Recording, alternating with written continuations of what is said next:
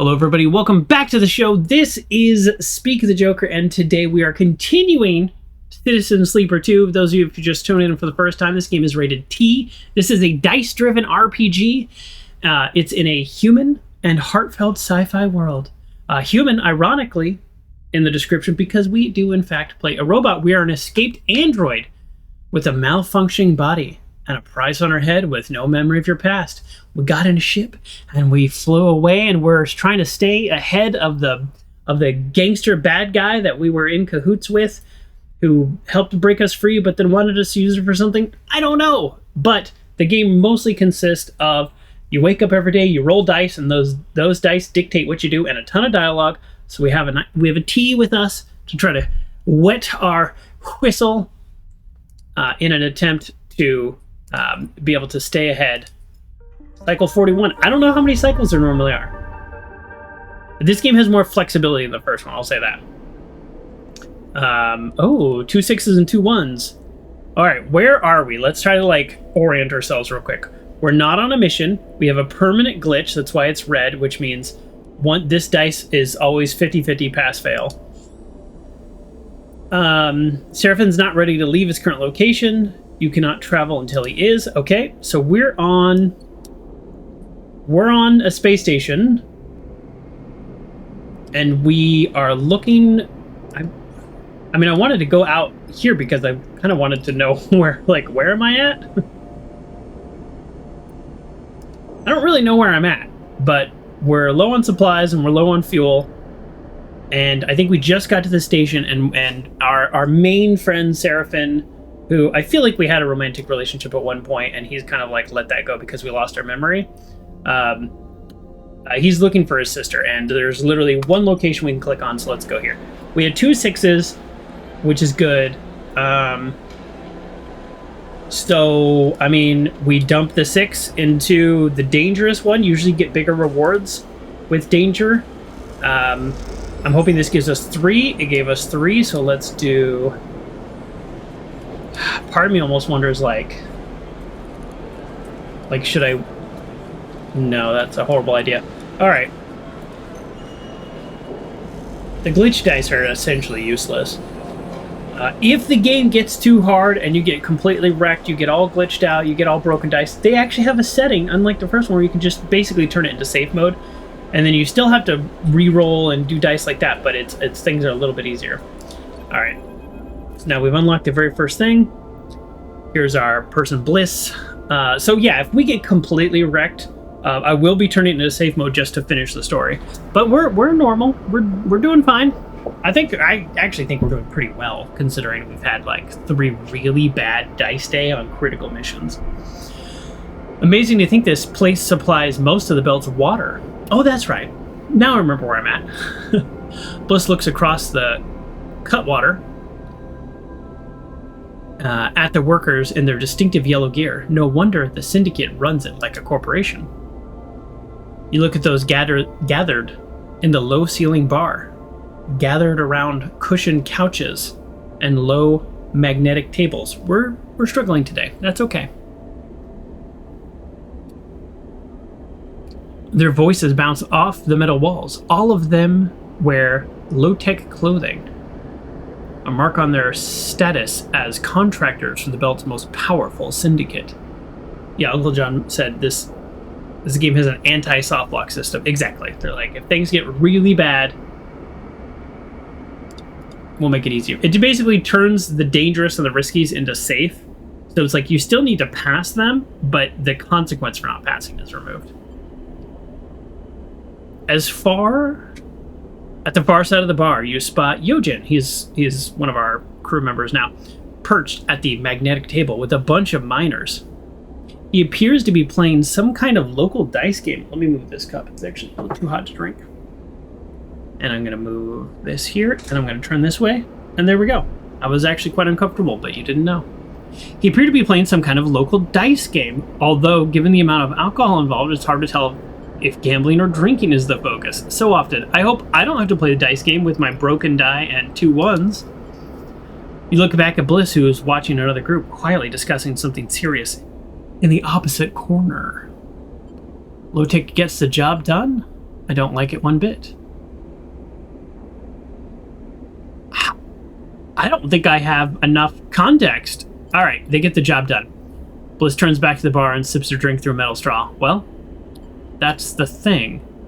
I've been looking around Chasm Row, searching out components in the markets down there. People don't seem so happy. Bliss meets her eye. There's a lot of talk of contracts. It seems Low-Tech's been locking down its workers, giving the war in the inner system as an excuse. They play with their metal straw, swirling orbs of liquid and sealing glass, meaning there's work to be done, and we can do it because they all have to do the work they're doing. The pressure is building, Sleeper. We shouldn't hang around here much longer. Okay. The problem is we have no pilot. We need to give Serafin time. Serafin, that's our #1 buddy. We're always going to give him time. Well, Bliss raises an eyebrow. It sounds like I'm not the only outsider who's been hanging out in Chasm Row. I heard someone complaining about a rude young man asking too many questions. Who else could that be? This place starts... Ooh, that's a place to start if you want to find our boy. I do want to head there now, but again, I have no dice to accomplish whatever is next. They said he was asking about the rhyme market. I'm gonna go rhyme,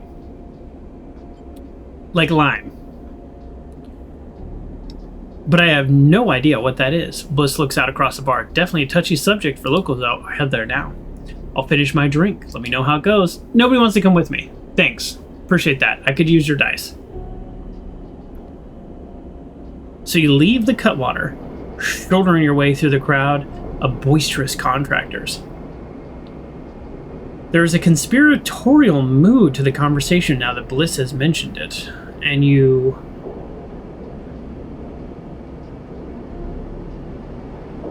wonder what all the talk is about.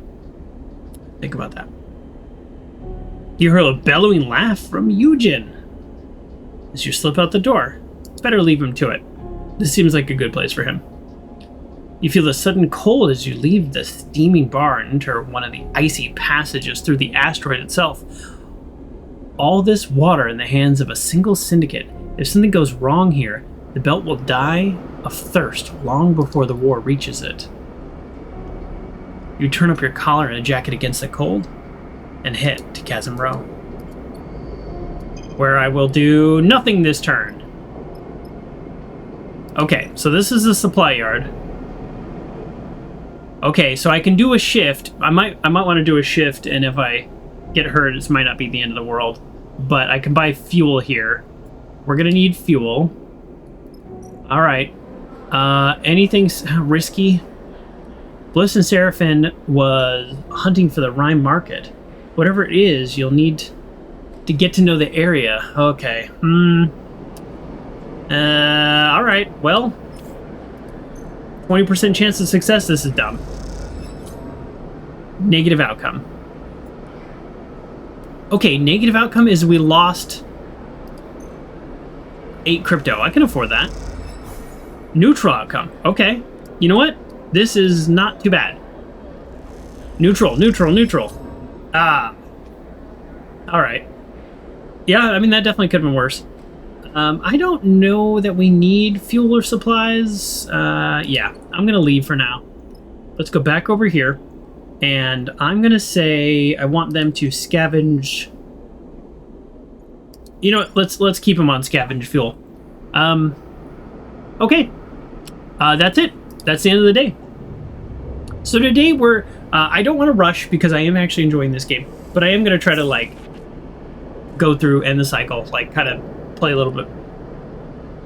little quicker, I guess is what I'm saying. So, see, we got one. You know what? I'm going to have you do supplies because supplies cost more, right?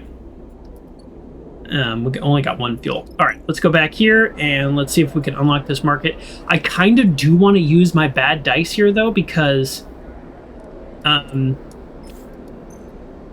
consequence is so minimal, and it very well might not be minimal in the next thing that I do, if that makes sense. So we're gonna like use our bad dice here. Neutral outcome would be great.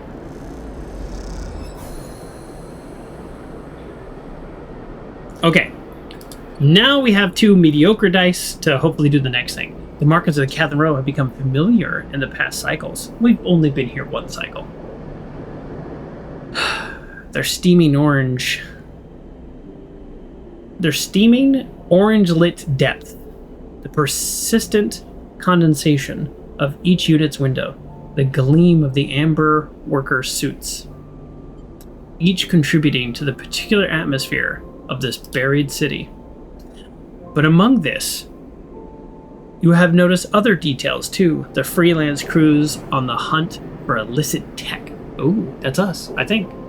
I don't know, actually. We're looking for a sister, but we're always on the hunt for tech. Okay, the workers who drop a whisper when you pass, the light flickering up through the floor grate suggest even deeper layers. These are the details. Oh, you have followed to the Rhyme Market. A place discussed in hushed tones in dimly lit rooms. And as you drift towards what you know to be one of the entrances, the door burst open right in front of you. You could hear that over the microphone? Yeah, it was like, it was tight. Yikes. There's a gate on this, so it's like low-level sound things you're not supposed to be able to hear.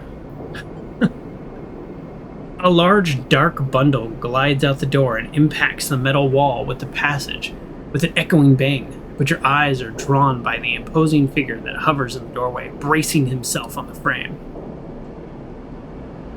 Kirk.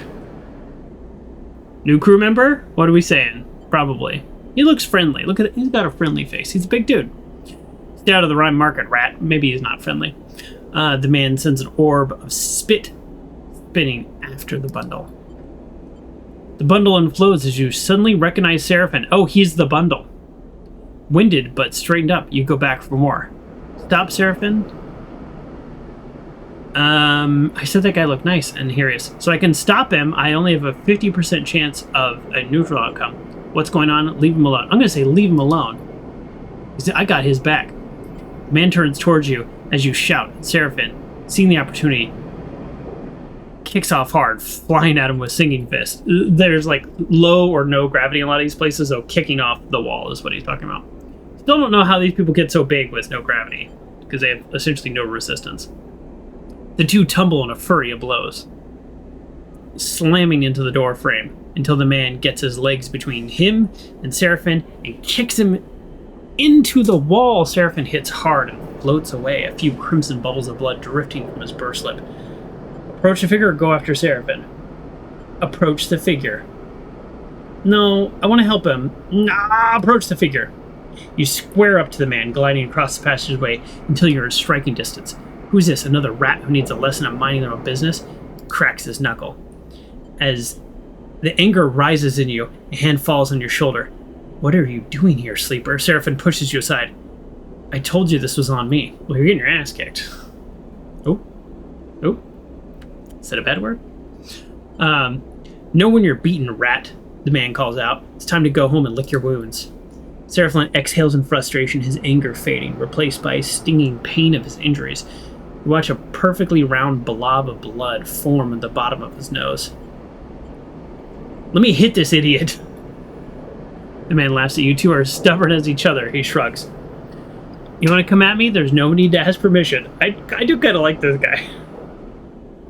Look, if Serafin's wanting to fight with them, like, I'm ready to go. You see something in Serafin eyes shift. His eagerness to take this problem head-on seems to conflict with his protective instincts, and you suddenly wonder how he behaved before the two of you met. For the record, this man folds his arm, this one started it. He looks between you two, snooping around like our meeting like a rat. You see his sharp eyes recalculate the situation since your arrival. I wasn't snooping, I'm looking for someone. Serafin glares. If you'd taken a minute to talk to me before throwing a punch, maybe you would have got that.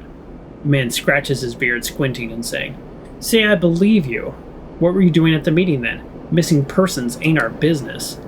All I heard is this is where low-tech contractors meet. I don't like you hearing that, not at all. And I'm going to need to ask you who told you that later. He straightens up. But yeah, this is where contractors meet, as if that's anything to you. The person I'm looking for is a contractor, Serafin. Frustration rises again. She uses a cover name of Luz. Luz? Lutz? Luz? Luz. I'm going Luz. He pauses, a desperation entering his voice. Please, I think she might be my sister. Something changes in the man's stance. He holds up a massive hand to silence Serafin and looks down the passage in both directions. Not here. He retreats through the door. Get in. Oh. Good. See, I'm glad my aggression paid off there. Because this guy's like, okay, hold on. What's going on? Like, he recalculated a little. Like, he's bigger than both of us, but maybe we give him a little trouble if we both come at him. Maybe. Plus, I'm an android. Am I super strong? I don't know. I have 6 dice, and all the other characters have 2. And by 6, I mean 5 dice, because I can count.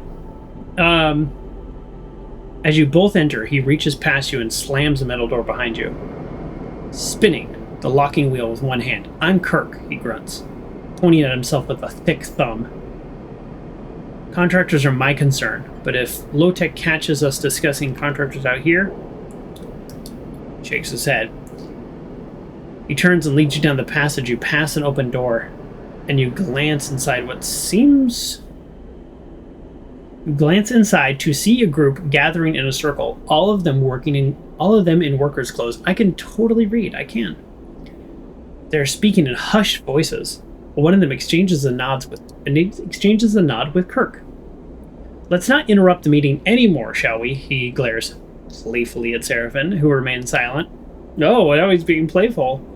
Kirk leads you to the side of a massive vertical metal pipe with a rough hole cut in the side. He beckons you both inside. You descend through the pipe in silence and darkness. Suddenly, you come out through the ceiling of a wide and low hall. There's a noise going on outside, and I'm sort of wondering if you all can hear it.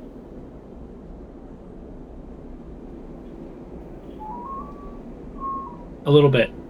I was looking at the microphone levels. Suddenly, you come across the ceiling of a wide, low hall. As far as you can see, crooked stalls and makeshift shelters dot the grilled floor, lit by scavenged lanterns and light strips. I feel like they choose words on purpose that are hard to read together. The steam drifts up through the grates, concealing the room so that you cannot see the walls. Welcome to Rhyme Market. Kirk gestures a thick hand at the ramshackle interior. Low-tech don't know about this place. He smiles. Let's get a drink. He leads you off to a nearby stall with a set of improvised stools welded to the floor in front. He hooks his legs onto one, and then you and Serafin follow suit. He holds up 3 fingers to the stall's owner, and a drink in a straw-pierced packet is handed to each of you. Serafin looks skeptical at the drink. We friends now or something? Look. Kirk takes a sip. I told you there was kindness in those eyes. I told you I was right. I'm not going to apologize for putting you on your butt. That's on you. But like I said, I represent the contractors. And if someone is part of the family, well, he shrugs his master's shoulders. Then they deserve to be heard out at least. Okay, you know who we're looking for? I'm going to let Serafin speak. Like, I came here. He wants to handle it. I'm letting him. Enough. You know, Luz, I saw that in your eyes. Where is she? Describe her. Kirk leans back on his stool. I'm not giving you anything more until you prove she's your sister. I think he hasn't seen her since she was a child. Serafin closes his eyes. Dark hair. Used to wear it long and messy. Bright eyes. Broad shoulders. You see a little twitch around his eyes as he recalls. Tough but kind. Tattoos. Nervous laugh. He opens up his eyes and glares at Kirk. That enough? Yeah, that's her. You feel something jump in Serafin, an almost imperceptible tension rising. It's her, his sister. We've been looking for I don't know, 10 cycles or so? It feels like a lot. Luz, Kirk speaks slowly, drinking between, or whatever her real name is one of the contractors here. She's part of the most recent contracts low-tech registered. That means, just tell me where she is, demands, and his impatience getting the better of him. As I was saying, Kirk gives Serafin a pointed look. Those new contractors are restricted to the pitch head. Pith head. Pithead. That's the word pithead. I got it. We got there. We just gotta sound it out sometimes. For those of you who are just tuning in for the first time, I do struggle with a little bit of dyslexia, but I have been working very hard on reading out loud. For 4 years now, focused on it very intently, and I've gotten a lot better at it. I used to get this crippling anxiety, and I couldn't read more than like 10 words out loud. So, in case you're wondering why I struggle so much, that is why. In fact, that's what we were discussing when you interrupted our meeting. Serafin looks away in frustration but holds his tongue. Since the war, the low-tech syndicate has been trying to lock down the Wellspring. I think I was just there? I don't know. I've got a quest there. The music has kicked on. You think you're doing a wonderful job? Well, thank you, Uncle John. I do struggle. I also just like make up some words sometimes. They went from a loose association of mining groups to an autocracy and started enforcing contracts with some seriously overreaching terms. Your sister? She's one of those contracts. Low-tech are acting like they own her, and the others because, according to their contracts, they do, which is exactly what we want to do something about. Nice. So this guy's like, oh, there's already enough of that going on in the inner world. For those of you who don't know the premise of this, the reason I'm called a sleeper is I am an android, and the mind that is implanted in my body is somebody who is sleeping, as my android body works for a corporation to work off their debt, the debt that you're just born into. For what seems like hundreds of years or dozens of years maybe, and then once the debt is worked off, the person who is sleeping can wake up and then hopefully live their life. We escaped, so I don't know what happens to the person that's sleeping. I guess we're that person now. This cycle, sorry, that's exactly what we want to do something about. This cycle, he forcefully taps the bar with the finger. We are voting on strike action and a full blockade of Flotsam. We will bring the syndicate to the table. Ooh.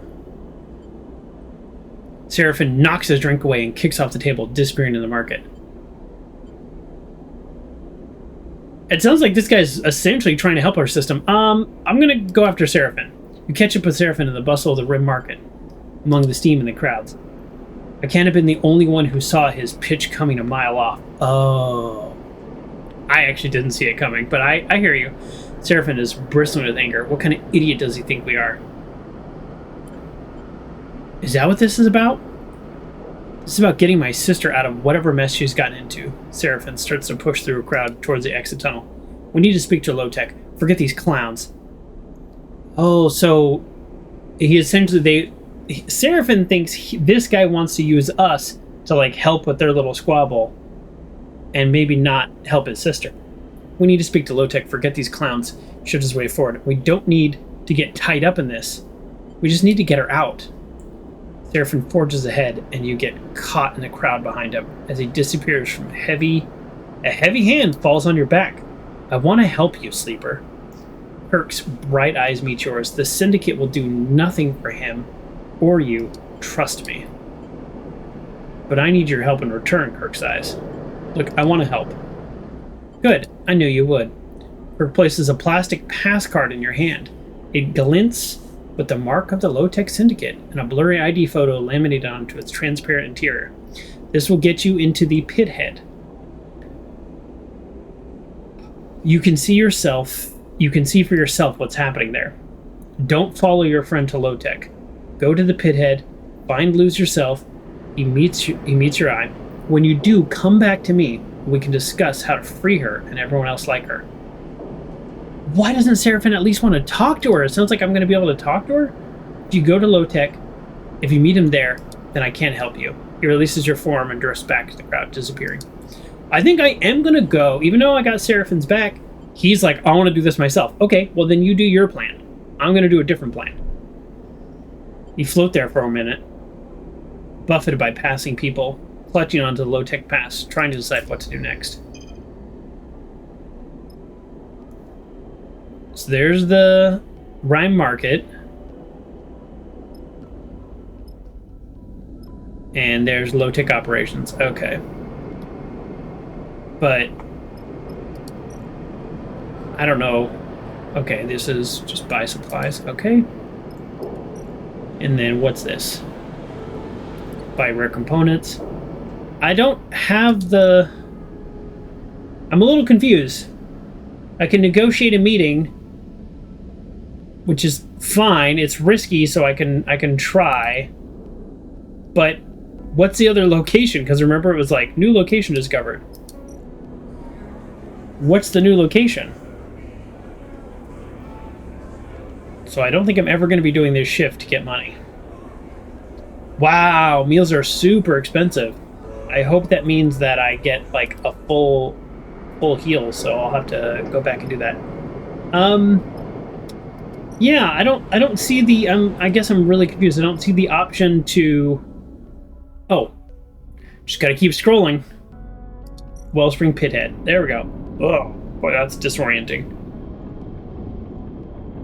With the low-tech pass, like any of the workers of the syndicate marries, you should be able to gain access. I'm doing it. I'm doing it. I hope I don't need these dice right now, because these are bad dice. We're doing it. Access granted. Pop. All right, leave. Oh, I unlocked a cantina. I can sneak a meal, and it's safe, which means if I fail, it's not so bad. So I can use my glitch dice over here. Uh-oh. This is the low-tech best isn't actually yours, and if they find out, oh, I bet if I fail, I get kicked out. Okay, so we don't want to fail, but it's safe, so I can fail. If I get hungry, then I can eat there for free. Join a work crew. Search for loose.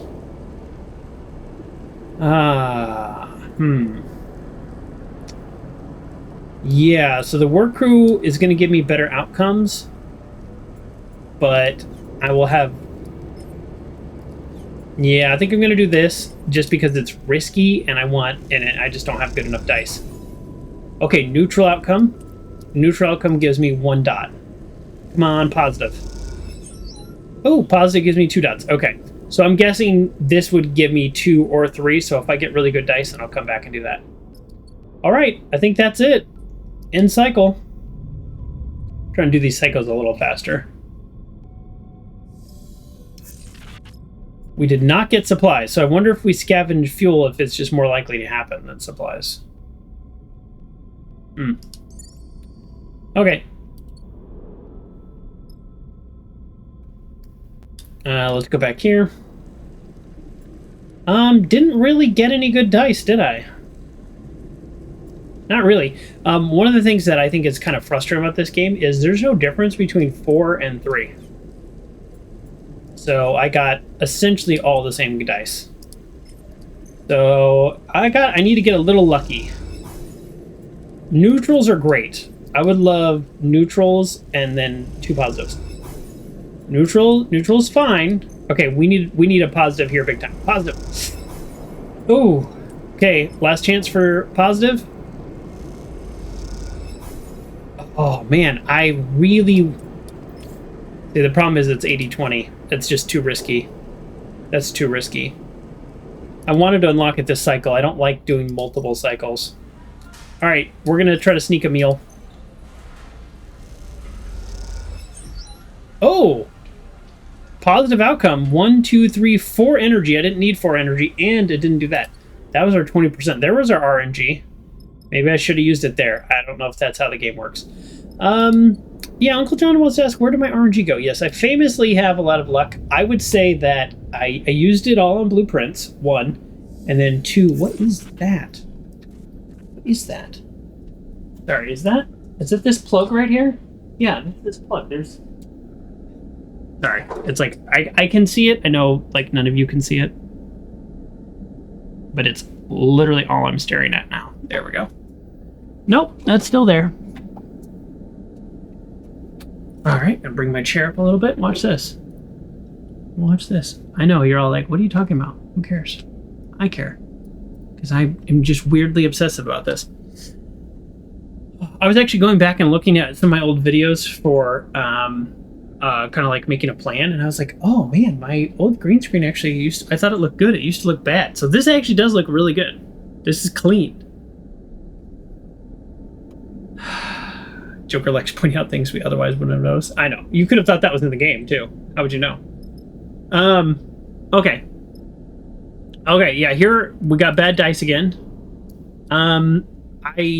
The thing is, I don't want to use my one good die on getting the one more, so we are going to risk that biscuit. 75% chance of success here. Now we get a positive when we only need 1 point. I'll take it. I don't care. All right, continue. The shaft descends towards a sump in the depths of the pit. Here, the air is freezing cold to prevent the ice from melting into globules of floating water. If your breath carried water, you would have been able to see it in the air, but the absence of steam in each exhalation only serves to remind you of your own strangeness. I am not a human. Not that anyone notices. The workers' heads are low, their eyes are fixed on their work. Scuttling chunks of ice and tools up and down the shaft. At the end of the nearby tunnels, you see a bright sparks of ice cutting in progress. Slabs hanging in the air in a strange way they do in 0G. It's interesting. So this is just an ice asteroid, and that's where all the water comes from? A singular ice asteroid? That seems... Oh, this literally says, the low-tech syndicate controls the ice asteroid. That is exactly what's happening. Some loose memories of the time before Darkside, before Lane, before freedom, come to your mind. Oh, the familiarity of the cold, the sparks, the endless toil. It chills you more than the packed ice on either side of you ever could. When we were a robot slave, I guess. I don't know what other word to use. You reach the bottom of the shaft, a metal grill marking the terminus. It squeals as you push open the barred door set into it. The safety lights flicker on, lights up glittering ice particles all around in their hard beams. It's as if the stars are held there in this cavern. As your eyes adjust, the massive space comes into focus. It seems to have no up or down, just countless dark shafts and terraced pits cut into the side all around, silhouetted by their work lights. Contractors cut and haul and gather. Must be a lot of water. I'm just trying to think, like, how much ice would need to, like, feed thousands of people's water needs.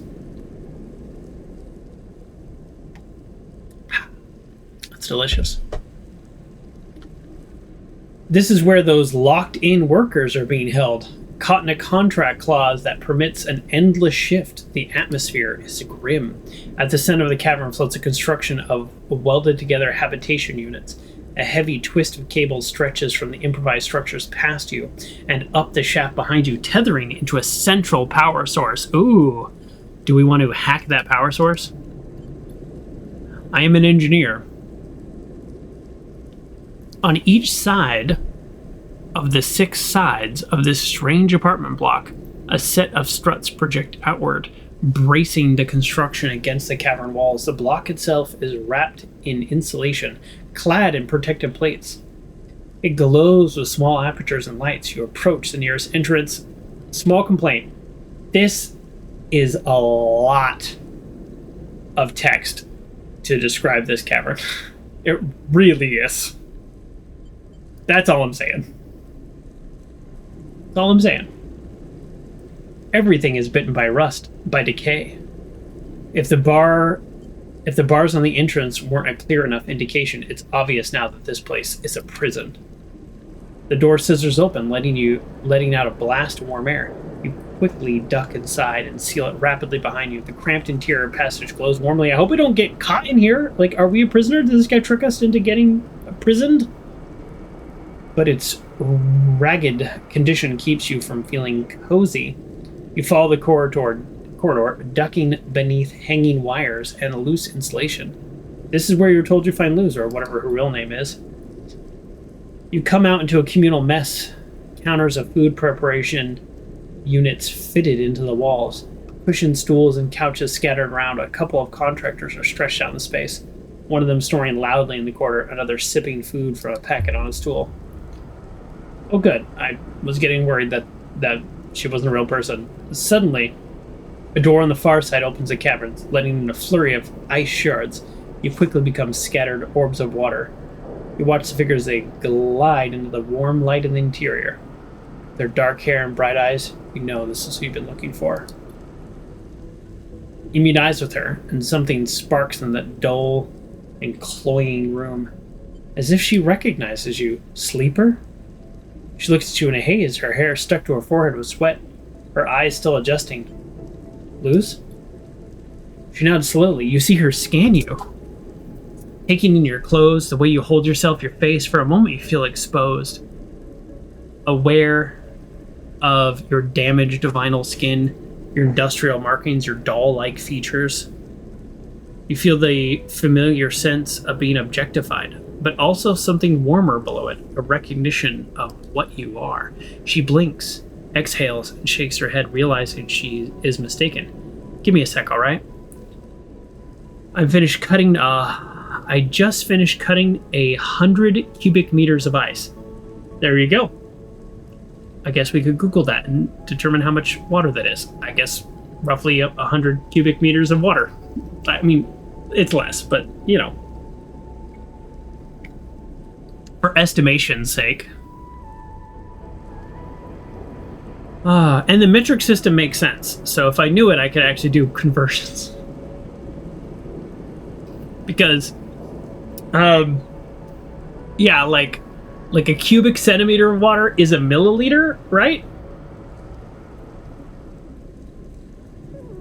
So is a cubic meter? Okay, I'm literally not looking this up. Feel free to look this up and tell me if I'm wrong, because I'm just like trying to like remember like science class from a billion years ago. I think a cubic centimeter is a milliliter. No, that doesn't make sense. No, not a cubic. Okay, yeah, cubic centimeter. So there's 100 of them. That wouldn't be a liter. That would be a tenth of a liter. And so a cubic meter. No, see, a cubic meter can't be a liter. Meters are huge. So meter must be 1,000 liters. Huh? So 100. A cubic meter must be 1,000 liters. So 100 cubic meters. If it was a direct conversion, ice expands, so it would be smaller than that, but we're not going to do that. 100 cubic meters of ice would be 100,000 liters? 100 kiloliters? Feel free to Google that. I have no idea. I'm not going to look it up. We're just going with that. I haven't seen you down here before. They just contract you or something? The tension drops. But you get a feeling she isn't quite looking at you. She crosses to a food unit and pulls out a packet, slotting it into a warmer. Oh. She thumbs it on. Excuse me. Wow. Fur sleeper I've seen in a long while. She doesn't take her eyes off the slowly warming food. You'll do okay down here. It's you folks who are tough and stick with the job. That's good. The rest I can show you. Once I've eaten, she laughs to herself. I'm with your brother. I'm just going to go straight for it. I'm with your brother. My brother? She pauses, her eyes not leaving the warmer. I think you have me confused with someone else. Stop. We need to talk. She turns to face you, and you see a wet shine in her eyes. What are you going on about? You realize what you need to tell her. Serafin is on Wellspring. A warmer chime to let you know the food packet is ready, but she doesn't seem to notice. Serafin? She takes a ragged breath and steadies herself. Here? That's what I've been saying. Sorry, she pauses, shaking her head slowly. It's been a long time. Well, if he trusts you with his name, I guess I should trust you. She comes closer. Okay, there you go. I'm Tala. She smiles a warm smile. Now where's my idiot brother? I'm not sure. She laughs. Well, that sounds like Sarah. Been missing for years, and even when I find him, he still doesn't know where to be found. Tala suddenly seems to take on some energy. She glances towards the corridor behind you, and the door at its end. I sure hope you have a plan, Sleeper, because they do not want us locked in contractors getting out. She moves towards the corridor. There's security in the shaft, and then again at the pit head. You must have passed through the checkpoint entrance, too. I doubt we can bypass all of those. She turns back to you, grabs her food packet, smiles at you, and shepherds you towards the corridor. You could run a distraction, maybe? Or is Sarah on that already? You're slightly taken back by her sudden change. Where we don't actually... Uh-oh! A blaring alarm sounds inside the habitation module, long enough to wake the sleeping contractor to start. You and Tala exchange a glance. Surely this can't be for you. Tala rushes down the corridor and tears open the door at the end, with you following close behind. The ice scatters. Okay, we are running to the ship and we are leaving. That's what's happening. And we don't have supplies or fuel, so this is going to be a little rough. I didn't want to spend my money. The cavern is in chaos. You see dark-suited, low-tech security wrestling with contractors lit by flashing red alerts. More. Oh, this is what they were voting on yesterday, so I guess that makes sense. More contractors are coming into the door in the grill you entered from, carrying bulky equipment. The equipment is blaring out a voice, Kirk's voice, echoing around the cavern. A look of panic crosses Tala's face. A general strike is now in effect. All contractors should down the tools and hold in place. Extraction will cease until our terms are met. Kirk's voice distorts and shifts. We have blockaded all traffic to and from Wellspring. We seek the resignation of the syndicate's leadership and for new workers' council to be installed in its place. This cycle, we will shut down the shaft. Any workers not willing to strike should leave now. There is a screech of noise as the message begins repeating. You watch security push back towards the grill, outnumbered by the gathering workers. Tala looks at you. Now's our chance. Yeah, let's get out of here. Because he's not saying you can all leave. He's saying you all have to stay here. So it's like, okay, cool. Thanks for the Union prison now. Tala looks around the cavern, the red light reflecting her eyes. She sighs, I need to stay. I won't abandon the others. What about Serafin? Tell my brother what's happening. Tell him I'm not leaving till all of us are free. Look, respect, but that's how I feel. I'm like, I respect your decision and at the same time. Both of those things. Tala backs away, glancing over her shoulder at others. You see them gathering their tools and taking them back to be locked away in the hab module. I need to see this through, Sleeper, and you need to go. Find Serafin, do what you can from out there. Help us change this place. And with that, she turns and glides towards the others. I don't have the skills to help people change. That's engagement. That's the skill that I have none of. You turn and head for the grill as quickly as you can. The way now cleared by contractors and a handful of low-tech security push back up somewhere near the pit head. As you ascend, other contractors shooting dark looks at you. You realize you have to speak with Kirk. That was weird. You find Kirk at the pit head, directing contractors to barricade the entrance points of the mine. So you took my advice. Good, Kirk smiles. Glad to have you as an ally here. You could have warned me. The entirety of Wellspring is at stake here, Kirk shakes his head. It's not about individuals. The syndicate was arrogant. They did not believe we could do this. Kirk gestures toward the contractors welding plates across checkpoints. I need to get out of here. But we far outnumber them. Their monopoly ends here. How can I help? Blech. I don't want to help. I just want to get out of here. Kirk leads you. I guess I have to help. But we're not going to get her Serafin's sister. Excuse me. Kirk leads you a little ways away from the contractors. If you want to free those like Serafin's sister, I will need your help. We have ships, but not many, and the syndicate still has tankers in operation. Our blockade is not complete. The debris field between here and Far Spindle remains open. We need another tanker to occupy it and dissuade the syndicate from trying to pass.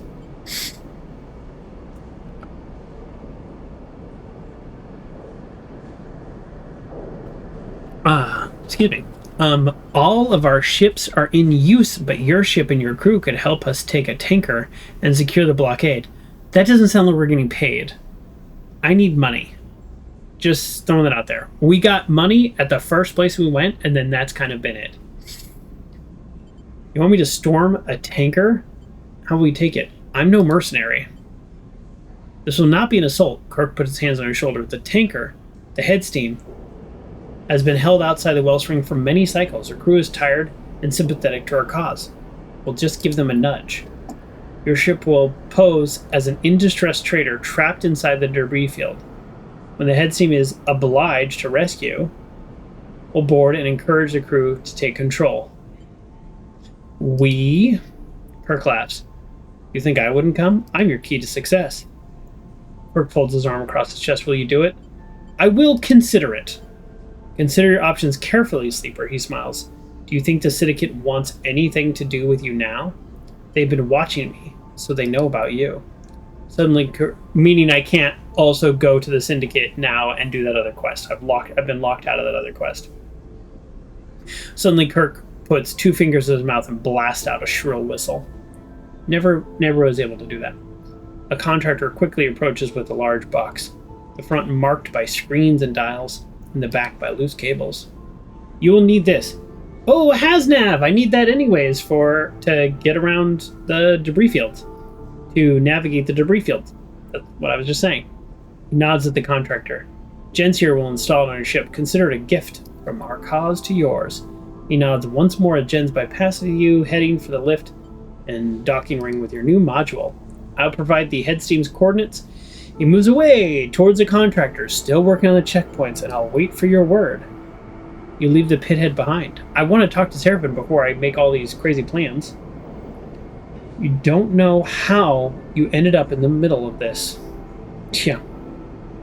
But you know that it will be up to you to pilot your way out. Sleeper, Serafin comes to the passage towards you. What's happening? I heard the pit has been taken over by Kirk's guys. This, you realize, will take a lot of explaining. Oh, good. New local crew available, new contractor on map. Okay, well... Cancel. Yep. I mean, this is the one we're on. I do still need to do this. Trying to locate the Helios gate.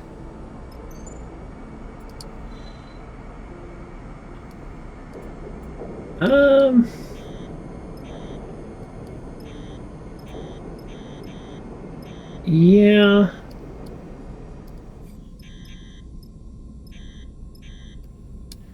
Okay. Great. Well, this is going to use my fuel and we need supplies, so we can't do this quite yet. Okay.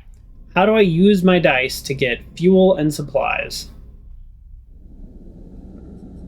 And am I close to leveling up? No, I have no points. The only way to get points is by completing these, and this is the task we're on right now. And this will give me 2 points. Okay. Shoot. Yeah, exactly. How can I help you in a way that I don't have to go anywhere? That is exactly what I'm thinking. Okay, so I could do a shift and probably earn a little bit of money. I could buy fuel. Fuel's actually relatively cheap. Sure. Let's fill up on fuel.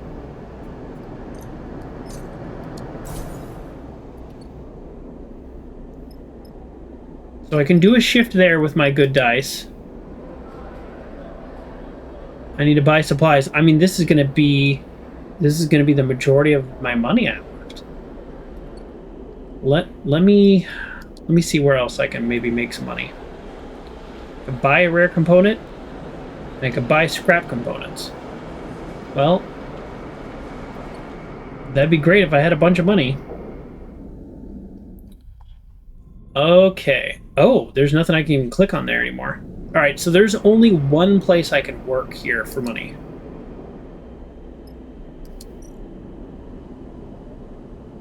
Okay.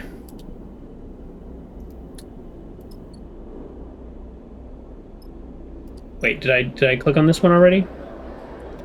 That's the supplies. Okay.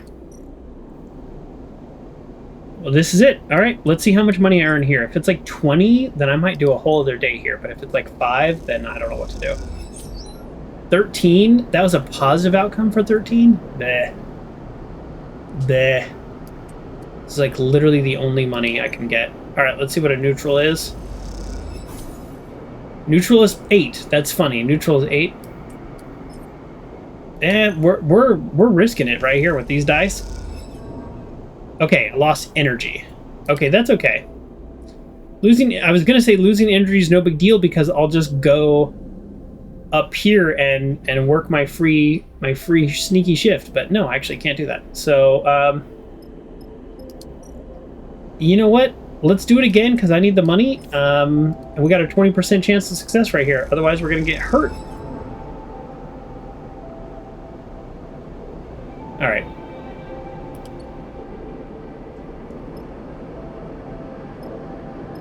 All right, let's buy supplies. I mean, there's nothing else we can do. We have to. So, if you don't know,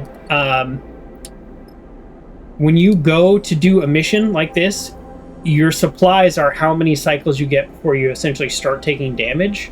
So I don't think I need to eat before I leave because I think the supplies essentially are that while you're on a mission. And then the fuel is just how far you can get. So we have plenty of fuel to get there. That's not a big deal. But while we're out there, we're going to be using supplies. So, yeah, I mean, I guess we do this. I mean, I'm running out of money. And also, it counts as a new day. So you, like, you lose...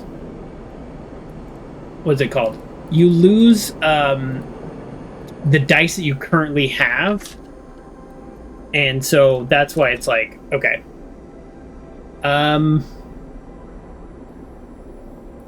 I don't know. Yeah. So I guess we're going to be doing...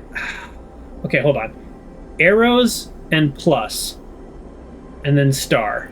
Let's go back. We got to go all the way back because I don't know what these things mean. Okay, arrows we don't have at all. So we probably want to take that dude. Because we don't have arrows. That's engage. So, and we're going to try to be convincing some people to go with us. So that's actually probably not the worst choice.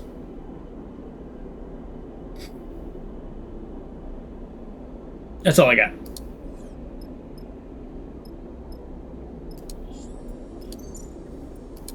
So probably this guy. Unless somebody has like some, you know, some strong objections. I wish you could take more people.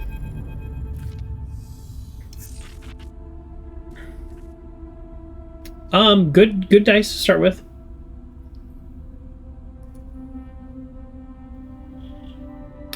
The headstream looms large in the cockpit window as it comes to a stop. I can't believe you talked me into this, Serafin sighs. This is not a good plan. I agree it's not a good plan. We're on the same page. Convincing Serafin to take Kirk out of this low-tech freighter wasn't exactly easy. But with the pithead on lockdown, there really weren't any other options. A voice crackles over Serafin's terminal loud enough to hear, but quiet enough. You can't pick out what's being said. Stay silent. He'll tell us. You risk the urge to ask. The tension in the cockpit is palpable. All of you aware that this ruse could fall apart at any moment. Serafin, you look behind to see Kirk floating in the doorway. You keep them talking, all right? Serafin flicks the comm switch and begins speaking to the low-tech ship, thanking them for responding to the distress signal. Try his best to play the part of a nervous trader suffering engine failure in the debris field. Kirk jerks his head for you to follow him in the corridor, and you unclip from your seat and float behind him. If it's okay with you, I'm going to play captain on this one. His flat stare suggests he isn't asking for permission. Is this going to work? If we keep calm and take it slow, there's nothing to worry about.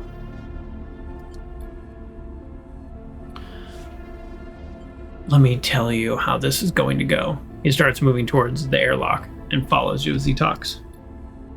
The headstream will be holding here, cycle after cycle, while Wellspring tried to squash their little rebellion. He smiles at the idea. Now the blockade is in effect. Well, they know they'll have to hold out for longer still, while the messages from low-tech operations get less and less frequent. He stops by the lockers, swapping his low-tech uniform for an old flight jacket. Maybe we let him sit for a little while and then approach them with an offer. The ship is full of tired, unhappy, underpaid, and underfed workers. You both arrive at the airlock. We just have to nudge their anger in the right direction. There's a hiss in the airlock cycles. Low-techs are coming on board. Kirk catches your eyes and gives you a wink. Wink. A cold low-tech captain. I don't like my chances. Although he is drinking. The airlock scissors open, revealing a drained-looking low-tech captain flanked by security officers. Lambert, captain of the headstream. He presents himself immediately, but with little enthusiasm. We have been in communication with your pilot and are docking as requested to provide support. He looks between you and Kirk. His eyes linger on you a little too long, no doubt, taking in your strange vinyl skin, dark glowing eyes, doll-like face of your frame. He directs his attention to Kirk. How fares your crew? Thank you, Captain. You notice the immediate change in Kirk. His deflated posture and softer speech. We're surviving as best we can. But now that you have come to our rescue, he holds out an eager hand to Lambert. We're very grateful indeed. Lambert limply shakes Kirk's hands. Not to worry, the low-tech syndicate takes its stewardship of the Wellspring and the surrounding environment seriously. It's our duty to offer and aid travelers. I'm afraid we don't have much to offer by way of supplies. Our stores have been depleted by a long posting here. But your crew is free to enter the ship and make use of its facilities while you make your repairs. Kirk continues playing the submissive captain, nodding enthusiastically and uttering a stream of thank yous.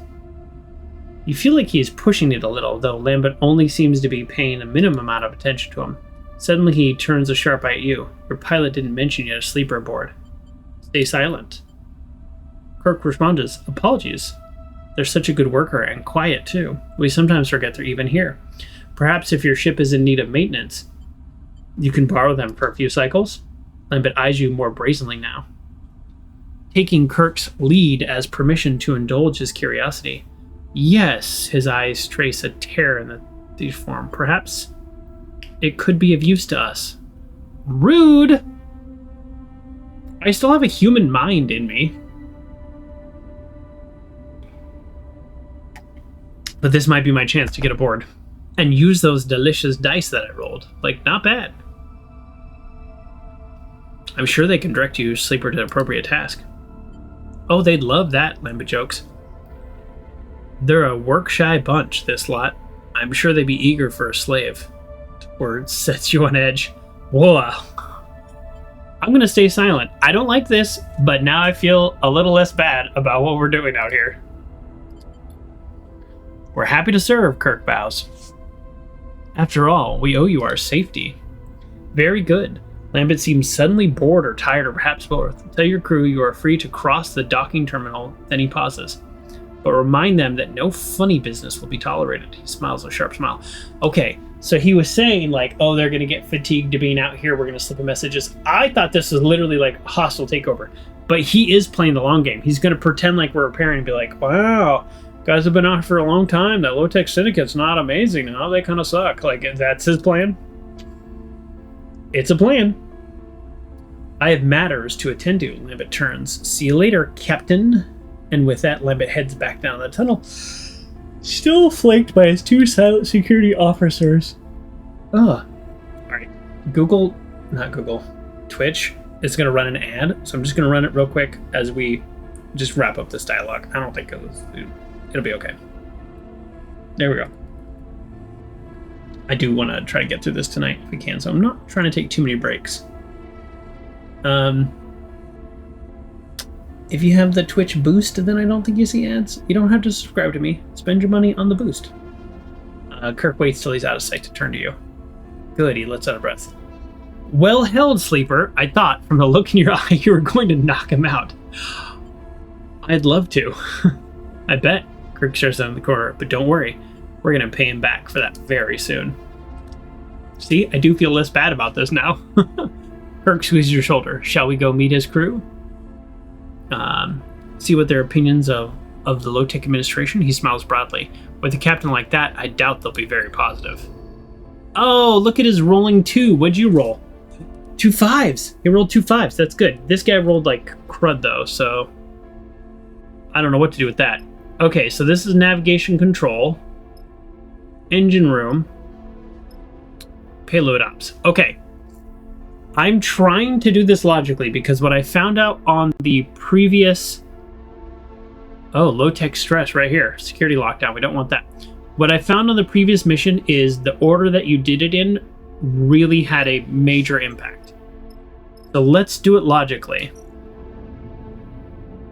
Okay, so I can do this one really well. So we want headstream mutiny. Turning each section of the crew against the captain is the job. Okay, and then the engineer staff of the headstream are already in doubt about their captain. I don't know exactly what that means. I wonder if it means we have to fill this up and then it goes over here. You know what I mean? Like, if I put this here, does it immediately go here? I feel like it goes here and then it feeds into that. Like, this is going to be a lot of cycles, which actually does make sense because he kind of said as much. Okay, let's look at navigation control. Okay. So same idea. Navigation to support. The navigators are supportive of Lambert, but a lot less so of low-tech overall. Okay. So this one is interface, which neither of these guys have. This one is intuition, which neither of these guys have. So this one is going to be rough, which means... excuse me. Which means I use my 6s over here. And I use their 5s and 6s over here too. Not that one. That's a skill he actually doesn't have at all. Yeah, see.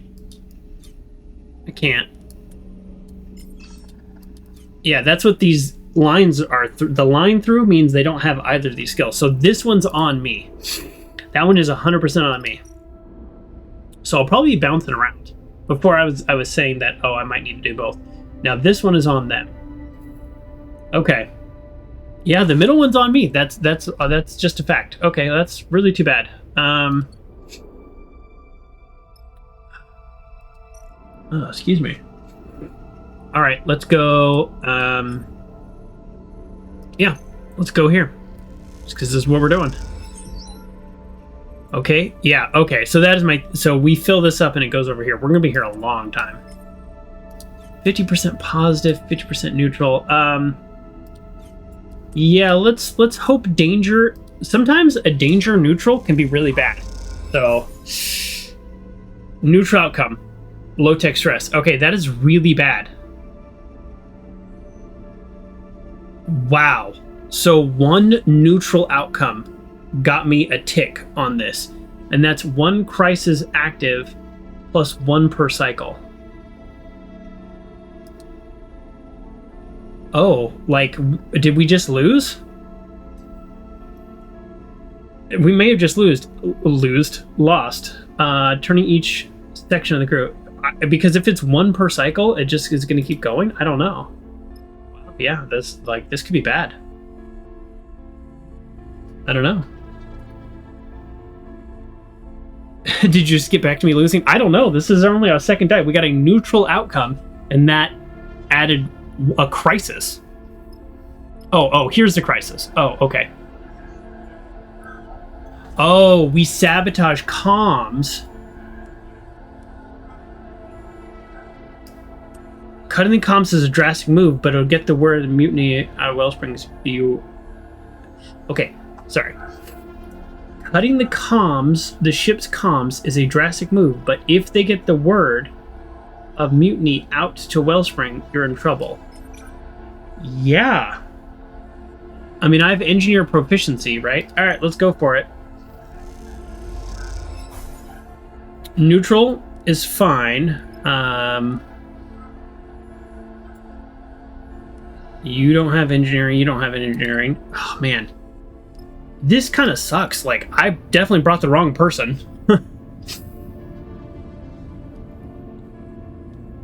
Ugh. Assume you can't just die in this game because it's heritage. You don't... Actually, I don't know if you can just full-on get a game over, but I do know if bad things happen, your dice start to break, and everything you have is glitched, and you can't, like, accomplish anything. And then you have to turn it into safe mode, essentially, to finish it. So, I don't actually know. Yeah, it just feels like... It just feels like I'm responsible for this section, sort of this section, you know, it's like... That sucks. Especially because a neutral... Basically, I have to have 6s because a neutral result is actually really bad. So I guess I should do risky instead of endangered. Okay. Well, before I use these dice, I think I want to cut the comms. Here, I'm going to push, which gives me a stress, but then it turns into a 6, and then it removes the stress. So, we kind of always want to push. That's my ability. Okay. What now? Yeah, I don't know what to do with these guys' 2 dice. Like, none of these are safe options. Oh yeah, so they can't do that one at all. And I even rolled a 5. I couldn't do it. Okay, I'm gonna put my 5s in the... Nope. I'm going to put my 5s in the risky and not the danger, and hope that the punishment is less bad. Okay. 2 engineering, or +2 here. Let's get another +2. Okay, neutral outcome is +1. Okay, so we're only doing 6s on dangers. Everything else we're going risky. What's your probability here? And I think I can't handle the negative. I think the negative's too bad. So I think this guy's 2 dice are just worthless. We brought the wrong crew, remember? Made sense to me at the time. But yeah. Anything we can do here? Ship's galley? Nope. Okay. Let's just end. 3 dice unused. Not good. We need 6s. Okay. Yeah, look, it's plus another stress. It really is +1 per cycle. Yikes. Okay, so we got 1 6 here, a 6 and a 4 over there. That's actually okay. I think we need to get rid of the comms, though. So that would be a 4. Yeah, we'll go with a 4. Ugh. All right, we're gonna push our 2 into a 5, which becomes a 6. So that's a guarantee, and we lose that stress. So we're good. Comms are cut, which means... Oh, the little thing in the middle? Oh, I thought the thing was gone. So I think that means if... I think it means something good. I don't know what it means. All right. We need to use our 6s on the danger. We're the only one that can even... Oh, that's not a 6, that's a 5. Okay, I'm not gonna go... I'm gonna go risky. I'm playing it safe based on what just happened. Positive outcome. Good.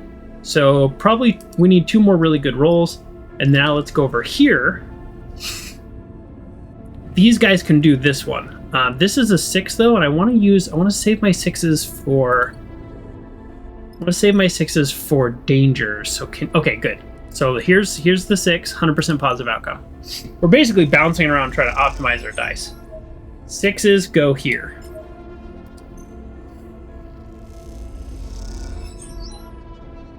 Now, I would just like to knock out one section at a time because I feel like that's going to help us with this like overall stress thing. I don't know why. But so now we go here with this 4. Ooh, 25% negative. I don't love that. Let's do it. Okay, neutral outcome. Neutral's okay. And this is a 2 that's behind my chair here. This is a 2. We're not doing anything with the 2. And we're not doing anything with my glitch die, which has an 80% chance of failure. So that's it.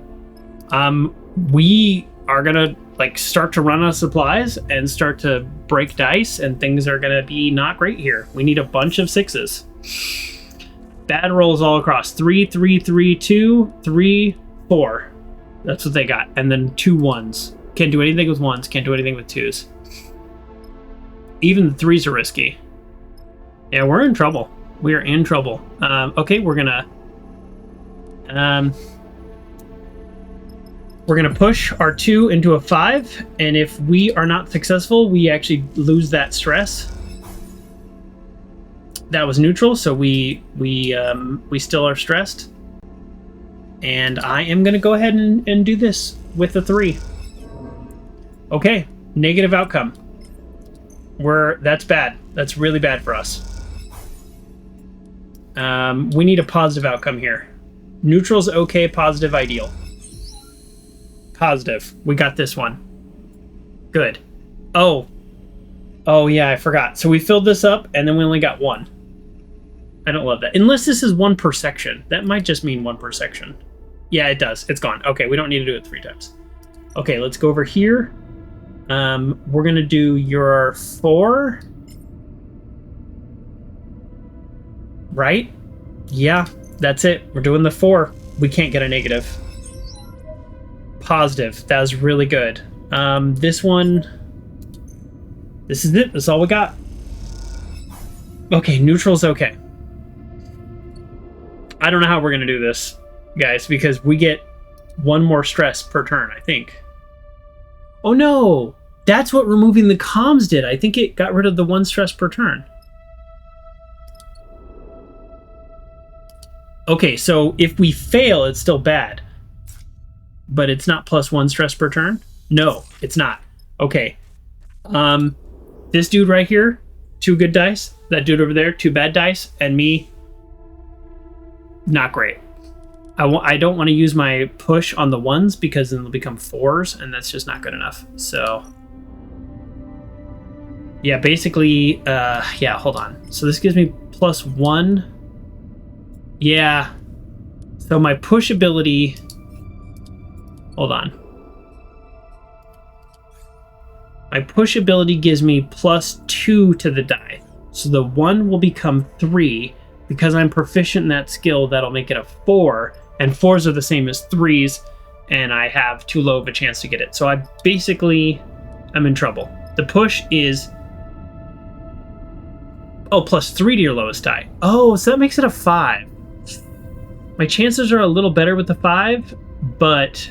It's literally dangerous. You know what? I think we got to do it. It's a 5. A neutral is bad. Yeah, neutral +2, and then support. All right, yeah, we're sort of in trouble here. Okay, so he can't. He can do this. Boy, I'd like to finish this one off if I can. Yeah, that was my dice again, so then now I have stress. So now when I roll a 1, it breaks. So that was really bad what just happened for me. All right, let's go for it. Okay, we got this one. Yeah, one more stress and we're kind of roasted and toasted with these guys. All right, I'm going to use my 6 here. For obvious reasons. We're sort of at the stage where we essentially need... We need... How many did they give me? 2? 1, 2, 3. We need 3 6s among 4, 5, 6, 7, 8 dice. We need 3 6s among 8 dice. That is unlikely. So, since that's unlikely, I'm going to go ahead and go for this risky one. No! I just realized I messed up. Yep. I actually made a mistake. I meant to literally put it over here, not here, because that's danger, and I want risky, not danger. So, we got a neutral outcome, which gave us stress, which is really bad. That breaks our dice, and it gave us, we're back to the crisis for 1 per cycle. Okay. Yeah, that was really bad. That was really bad. This is disabling the beacon. All right, you know what? I'm going to put my broken die in there and just hope that we get insanely lucky. Nope.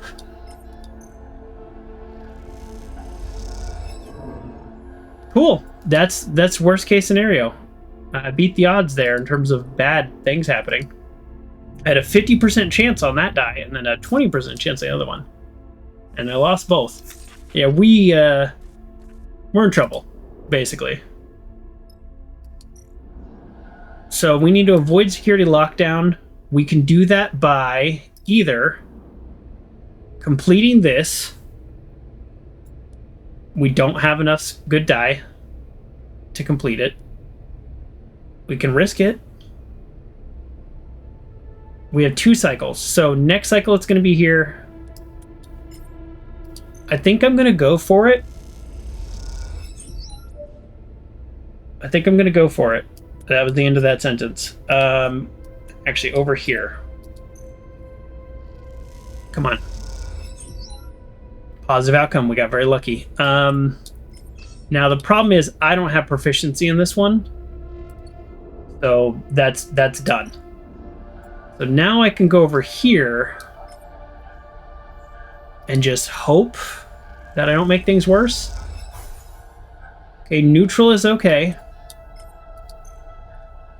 Neutral or positive? Positive. Okay. So we actually did okay. Do we do one more? Do we risk it? We risk it. Of course we risk it. We have to. Neutral. Okay.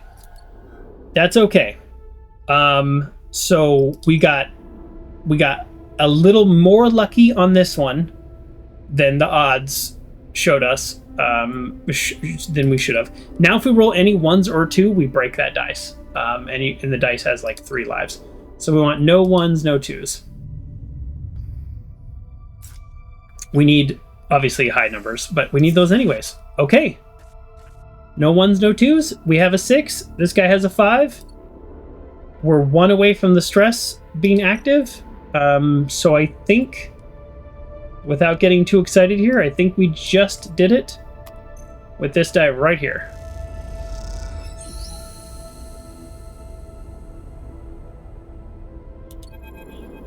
Oh, shoot. I just made a mistake. I should have pushed, which given me stress, and then I could have used my die, which removes 2 stress, because that was a guaranteed success. Because these are all high enough numbers that it would have bumped it up. Darn it. Because I think that's my last dice roll. Kirk rushes in the bay, crossing you. It's all kicking off, Sleeper. A wild glee in his eyes. Lambert's lost control. We've just been running around sowing seeds of deceit. It sounds like they were pretty ready for it. He guides you through the headstream. A ship you have become surprisingly familiar with over the past few cycles. 5 cycles, actually. Supplies are empty now. Perhaps it's the influence of getting to know your crew and complaints about Lambert and the syndicate. But its twisting corridors, thick pipes, and cold metal have taken on a oppressive feel, cycle by cycle, hour by hour. Now, as shouts of conflict echo down the corridor ahead. Where a room glows with the warm light of the galley, you feel an oppressive pale. Can we take some of the supplies, please? We're empty. You feel oppressive pall being scraped away, replaced with some new and exciting quality. Enough, Lambert shouts, echoes with a shot as you enter the crowded galley. From what you can tell, more than half the crew have crowded into the space. You're clumped around, some perched on the side units. I order you return to your station, Lambert floats slightly above the crowd. His hands held up in a gesture of futile calming or nervous surrender. You see him glance over his shoulder, traces of you. You see security officers tensely gathered back. Warncork approach them. Tensely gathered at the back of the room. Like this is about to be a shootout? You know what? Approach them. A heavy hand, you know, as Kirk falls on your shoulder as you try to move through the crowd. Just wait. Oh, alright. Well, never mind. He knows better. Kirk winks as you turn to see security moving through the crowd. If you will not retreat willingly, I will have no... Oh, he's already got security on our side. No other choice to use force. I mean, it makes sense. Security is like... We don't care about these people. Voice. Disperse! You watch as the guards form up behind Lambert, and then one moves towards and grabs him, forcing his arm behind his back. The act is met with a ruckus cheer from the assembled crew and a yelp from Lambert himself. He's forced through the crowd, who part and jeer, heading directly from the corridor to which you entered. When Lambert is close, Kirk nods to the security officer holding him, and they stop. Lambert looks up in confusion and stares directly in Kirk's grin. You're officially removed from duty as captain of the Headstream, on the authority of the Wellspring Workers Alliance. Kirk's tone is direct and clipped. This is done with the authority of the majority ballot of your crew. Workers Alliance? You have no authority. You're pirates, Lambert spits at Kirk. There will be consequences. On that we agree. Kirk nods to the security officer, and they wrench the struggling Lambert from the room. Kirk watches Lambert go, determination set in his heavy brow. So we barely survived this, and we only took 1 damage of the dice, but we did get a lot of stress, but that stress I think goes away when we travel. So we actually, I feel like for not doing that well, we did okay, if that makes sense. Kirk watches Lambert go, determination says, I underestimated you. Hope this doesn't go to your head. I'm going to say, I hope this doesn't go to your head. I want to give him a little guff. They did this, Kirk gestures towards the electric crew milling about the room. This is their victory. Lambert can enjoy the hospitality of his own brig. Kurt's package on the back. We have a celebration to muster. Yeah, does the celebration give us supplies? Fix my dice? The galley erupts in a liberated joy, and soon drinks and food are passed around. From the staff, Lambert has been asking the quartermaster to keep back for his own use. You settle on the counter and look as the crew celebrates. You watch Kirk move effortlessly through the room, giving and receiving thanks in equal measure. Despite his intimidating appearance, you see him something softer coming to the surface, something reserved for those who have struggled alongside, fresh allies and old friends in turn. I told you he had kind eyes. We just got off to a rough start. After the celebrations have died down and the crew have retreated to make plans for supporting the blockade, holding out on what you have, Kirk approaches you. Now, toasting victory, I need money. How do we get money out of this? I need money. Money, please. Money now. Money me. Not toasting the victory, he offers you a transparent bag of ship-brewed moonshine. To the crew, to the fall of Tolek. How about to the crew of the Headsteam? Smirk to our comrades. I think it's time we return to Wellspring. He looks off towards the last crew members leaving the room. We've done our job. Say the word. I'm just a pretend captain. The ship out there is yours to command, and everyone knows it. You suddenly notice how exhausted Kirk looks, his dark eyes and hood. I've definitely brought the wrong second guy with me. He looks towards the scuff door. You did well here. What's your goal? Say nothing. How about you did well here? He smiles. We certainly stirred something up. He pauses. I don't want to overthink it. Lambert's right. Retaliation will be coming. He looks around the room. I hope they're ready when it does. He sighs with a heavy sigh. Kirk takes a deep breath and lets it out slow. The struggle goes on. He pushes off from the counter and heads towards the docking bridge. You take a moment before you follow, your mind drifting to the crew as they struggle. And the struggle they have ahead. As you do, A small and perhaps unfair part of you thinks, well, it's life in the belt. We got close to failing. Inspire a peaceful mutiny. Oh, so if the stress got too high and there's a security lockdown, maybe we would have had to go into like violence mode. Maybe that's why we got an achievement for a peaceful mutiny. I hate to waste these dice, especially because of the whole, if I had a successful dice, I would have less stress thing, but all right, let's get out of here. Oh yeah, okay, it's fine. -5 stress during travel. I hate that it's like, I'm glad that it gives me the warning where it's like, hey, if you do this, you can never come back. And like, that's nice, but like, can't it tell me everything's done here, so if you want to leave, you can, but just know you'll never come back. I am starving. Okay, so that was unexpected. I need to get food today. And I didn't roll that great. The cut thrums with tension. The steaming city and its brash inhabitants have quieted, but not silenced. To a low rumble of conversation, the blockade is holding, the syndicate is waning, and everywhere there are plans to be made. You and Serafin float idly in Chasm Row. Hopefully we get a meal.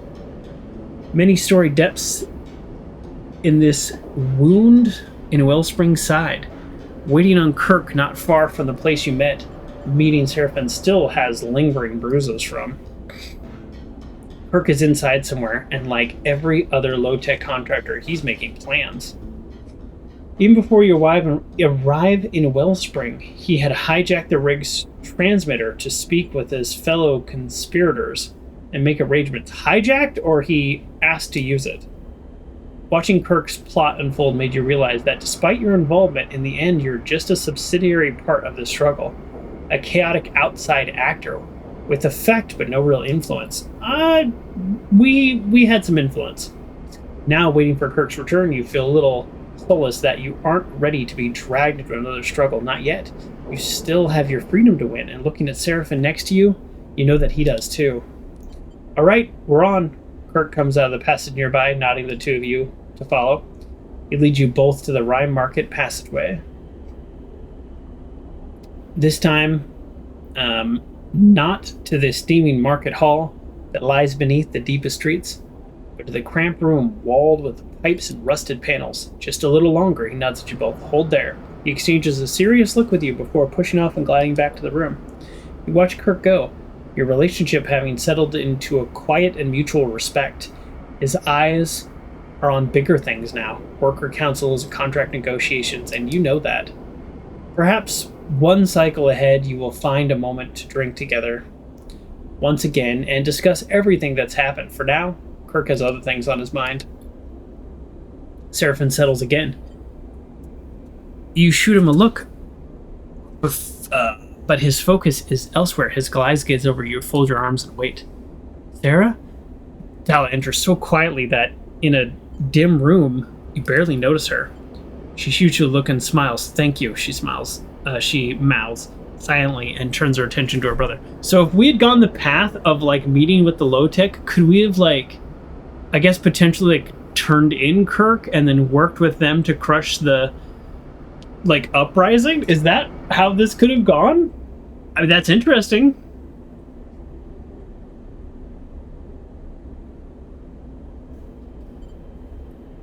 So I don't know. It didn't happen, but it's interesting.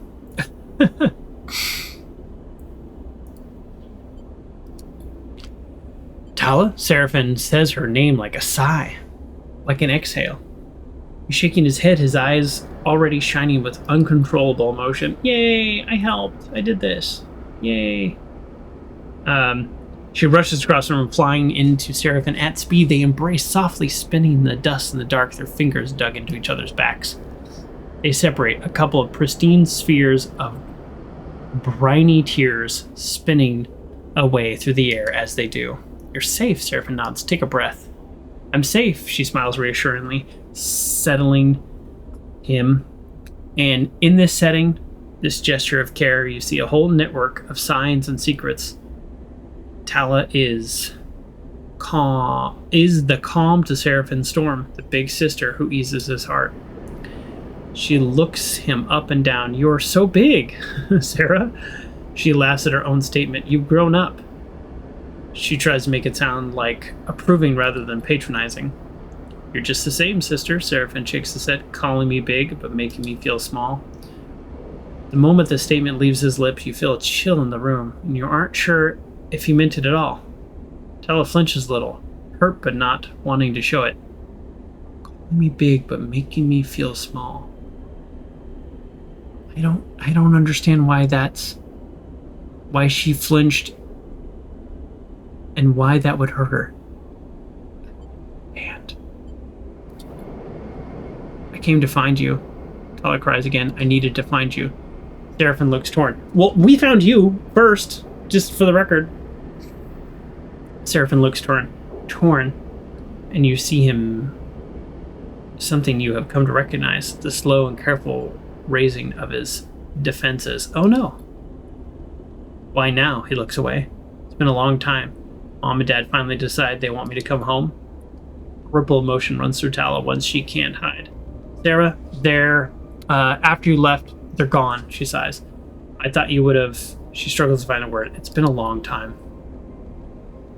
It has. Serafin sets his face into a stern look of control. But you know he's raging inside. In this moment, you feel closer to him than you felt in a while. Tala folds her arms, trying to regain a little control of the exchange.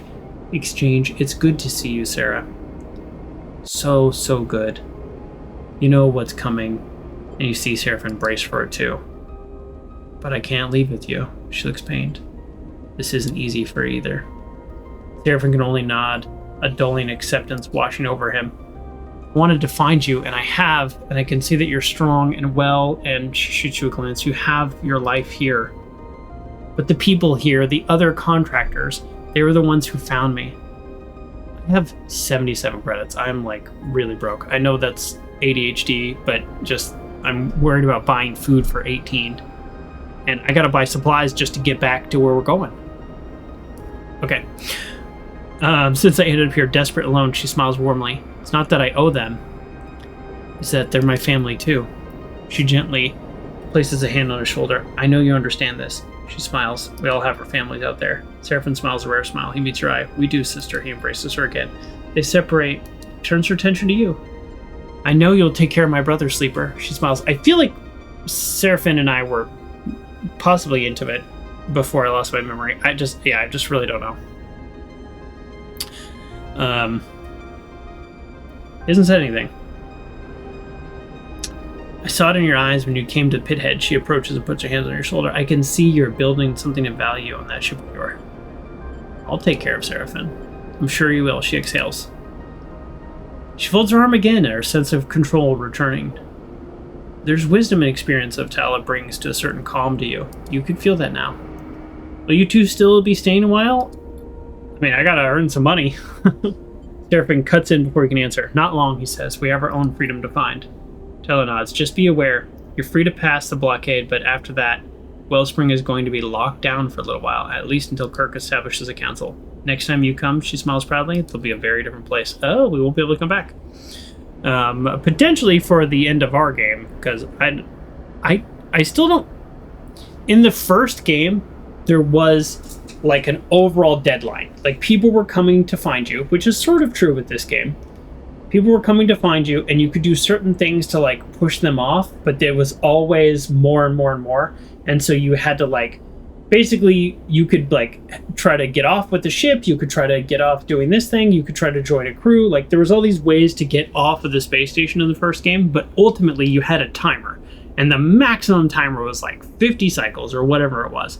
But it was like, if you did everything right, there's still a max. Like, the game will still end. With this, it almost feels like the end is connected to certain quest and plot points, which might happen right after this. This is a major quest. We complete this major quest, and then maybe it's this quest, the diagnose your frame. Like, if I avoid doing this quest, then maybe there's not progression. I don't know, because that's how I got this glitch. Is every time the dude who's hunting me talks to me, I get more messed up. So it's like, I think that's connected glitch. So if I just don't do the main quest, I almost feel like you could probably play this game for a longer time, which is true for like a lot of RPGs. Like, don't do the main quest and you can just keep playing.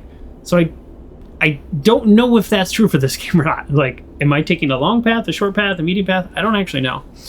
Hearing Talos say this, you suddenly see authority in her and realize that one of those council seats may well have her name on it. You look between the two of them and realize they have years to catch up. They'd probably rather do that without you watching. You nod at them and slip out of the room. A linting conversation starting up the moment you leave. And you follow the twisting corridors back up Chasm Row. And you smile to yourself. And the thought of Tala and Serafin reunited at last. You hope this whole adventure will make Serafin a little less moody. Even though you know deep down it'll probably make him worse. There you go, 2 major points upgrades. On your way to the rig, you pass a tired Eugene. You heading out? He sighs because I'm not sure I've got another shit left to wager. How much did you lose? He squints his finger a second. Too much. I'm gonna strap myself in for a nap. He disappears into the berths. Later in the cycle, Serafin, I'm starving, so we have to eat. Serafin quietly comes back to the rig. He immediately settles himself in the cockpit and starts running diagnostics on the engine. He looks up as you enter and shoots you a smile. Good to see you up there, sleeper. I'm getting you ready to head out. How you doing? Are you sure you want to leave? Yeah, I think so. I don't want to leave yet because we need to buy food and supplies. It did a whole cycle to come back here and it gave me dice, but like I need something. Ugh. Yeah, I think so. He flicks the sequence switches. Don't get too settled. Will Tala be okay? She found a place here and I'm really happy for her. He looks away out of the cockpit windows. She always was the responsible one. I was always the one running away. I guess some things never change. Serafin quietly watches the diagnostic, complete a subtle smile on his lips. One thing's for sure. We've been here too long. And we've been seen by too many people. Wellspring may be far out of Utsbo territory, but I'm sure Lane will find a way to reach his nasty claws out here. I don't know how long I've been here. 5, 6, 7, 9 days total with travel and everything. I don't know. Given time, let's not give him a chance. Hey guys, Bliss voice echoes on the passenger's cockpit. You lean in, looking towards the two of you. 2 contractors just dumped a load of fuel outside our ship. They said it was a gift. Yay! How about supplies? I'm starving. It's either a thank you or a way of telling us to get going. Yes, we got fuel, but do we have supplies? Well, Bliss smiles. The two of you have been busy. I've been looking at the rig's drive, and I reckon it's due for an upgrade. We'll need engine components, quite a few, so keep an eye out. Shipyards tend to be a good place. Shipyards, got it. Right. Better go help Serafin with the fuel. As Bliss leaves the cockpit, you find yourself lost in thought, considering your next steps while the icy expanse of Wellspring glitters below. Okay. You're free to leave Wellspring. Now that you have a HasNav unit installed, you can freely travel through the debris fields on the belt map. Great. That'll save us some time. I was hoping we would have another day here. We do, in fact, have another day here. Is there anywhere I can get food? Okay. Sort of. So let's... I have to eat. So let's make... Oh, wait. Oh, no, the bunks. I can reduce my stress. I can roll a die to reduce my stress, which I don't have any stress. But that's not how I get food. Darn it. Yeah, we're all full up on fuel. Great. I think we... Yeah, I think we have to... I think I have to work. And, I don't know. Get lucky, I guess. Okay, positive outcome with the low die. I'm not super comfortable with using my ones. I just think it's too risky. I don't know. Well, let's see what happens. I don't actually know what happens if I get a negative. Let's find out. I got a neutral, so maybe I don't need to worry about it. Let's do another one. Let's get lucky. Come on. Oh, negative energy, which gave me a stress because I'm starving. Darn it. Okay, well that's okay. We actually just earned quite a bit of money on that little exchange. So here, let's buy a meal. I'm assuming this is going to fill us up. It does not. That is not a great value. Now we go here and we use our glitch die to try to rest and recover. 20% chance. We did it. -2 stress. We only had 1. Okay, that's actually a fairly decent die considering that layout. We paid, bought a meal plus got some more credits than that. And we just don't have any supplies. I don't think we need supplies to travel between belts, which seems a little confusing. Hold on. We do, however, have +2 points. Okay, it costs 4. Yeah, it costs 4 to add a. It costs 4 to add a skill, and I really want to add a skill. The push ability is great. I can spend my 2 points to make it so if I get a neutral or a positive, I reduce stress. Push, gosh, glitch instead of stress. I actually don't want that. I prefer that it costs stress. -1 stress on focus die positive outcome, so I can, like, instead of -2 stress, I can get -3 stress on a positive outcome. I think this is fine. As long as I don't abuse the push system and I use it thoughtfully, I think we're fine. I think what we really need are the skills. Like on that mission, wouldn't have been great if I had, you know, engineer +2. So now my dice that are 2, they turn into what? So plus, actually I actually don't know how it works. Is it +2 total or is it +2 more? So is it like a 2 becomes a 5 or does a 2 become a 4? I actually don't know, but it doesn't really matter. The point is, any of these skills would have helped me out there. A lot. Okay, so let's leave if it'll let us. What quest are we doing? I really do think this is the main quest, and it's not that I don't want to do it, I just want to... I don't know. I want to earn some money, too. This is a minor quest, so that'd be worth 1 point. This is a major quest. Cadet has a drive from Hexaport. Cracking open might reveal the fate of the station. As Scatter Yards. Okay, so it's either we're going to Scatter Yards, Green Belt, or Helios Gate. Which one's the closest? Helms Rock. Sorry, this is in the way. Flotsam, Bar Spindle, Yulin Gate. That's literally going to take 11 fuel, so we can't do it, but okay. Scatter Yards. Greenbelt. This seems like the Greenbelt one seems like it's like gets us money. Get spores from the Greenbelt, and it's a minor quest, so it'll only be worth 1 point, which doesn't actually help us, but.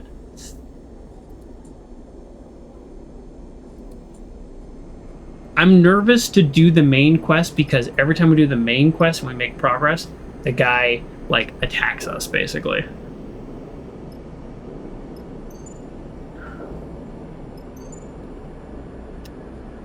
Alright, well, let's go to Helms Rock. Because we need to go there to get fuel anyways. And then we can keep thinking about this, I guess. The rig glides safely into debris cloud, the cockpit empty, apart from you and Serafin. So, Sleeper, I've been thinking. Gives you a sly look over shoulder. I've been thinking. I'm sick of running. Me too. I mean, even if we want to keep going the way we've been going, we've run out of belt. Beyond Wellspring, it's mostly rocks and emancipated scavengers, and, well, I'm a city boy at heart. But not only that, Serafin meets your eye. We've been building something here, Sleeper. The crew, the ship. Hell, we just got this nav suite for free. Thumps the unit on the top of the console. What I'm asking is, how do you feel about taking Lane on? Tell me more. You've seen what's happening in Wellspring. What Tala's doing. Kirk is a fool, but he's onto something. Get on the inside. Organize. Undermine. That I can get on board with. I like the sound of that. I bet you do. He smiles, enjoying this. Just think about it, Sleeper. Honestly, I think this is a terrible idea. I love the idea of just running. But from a story point of view, I like the idea, right? Here's what I'm thinking. If this were me, I would focus on ways to run more effectively. If I were watching a movie, I would want them to take lane down, right? So that's why I'm kind of going this direction. That seems more interesting to me. It seems also less likely to work. Just think about it, Sleeper. We'll find a way into Darkside quietly. We'll make some connections. We'll start something running. Turns back to console. It'd be one heck of a thing. Utsubo are ruthless. The way they run Darkside, they got plenty of people fed up with them. And they've gotten worse under lane since they pushed the other gangs out. Smile and shake your head at how fast Serafin can bounce back when he wants to. And as you do, you can't help but consider his plan. Look, maybe I'm crazy, but we need a safe harbor either way. I've got a connection in the scatter yards. Okay, well, we want to go there anyways for this quest, so that's fine. He'll tuck us away, keep us quiet from everyone. You see Serafin has his coin in his hand. It's turning in between his fingers as he speaks.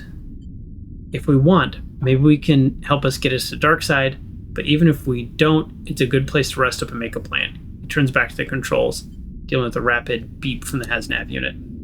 Scatter yards, you've heard of them. They have a reputation as fiercely independent set of shipyards.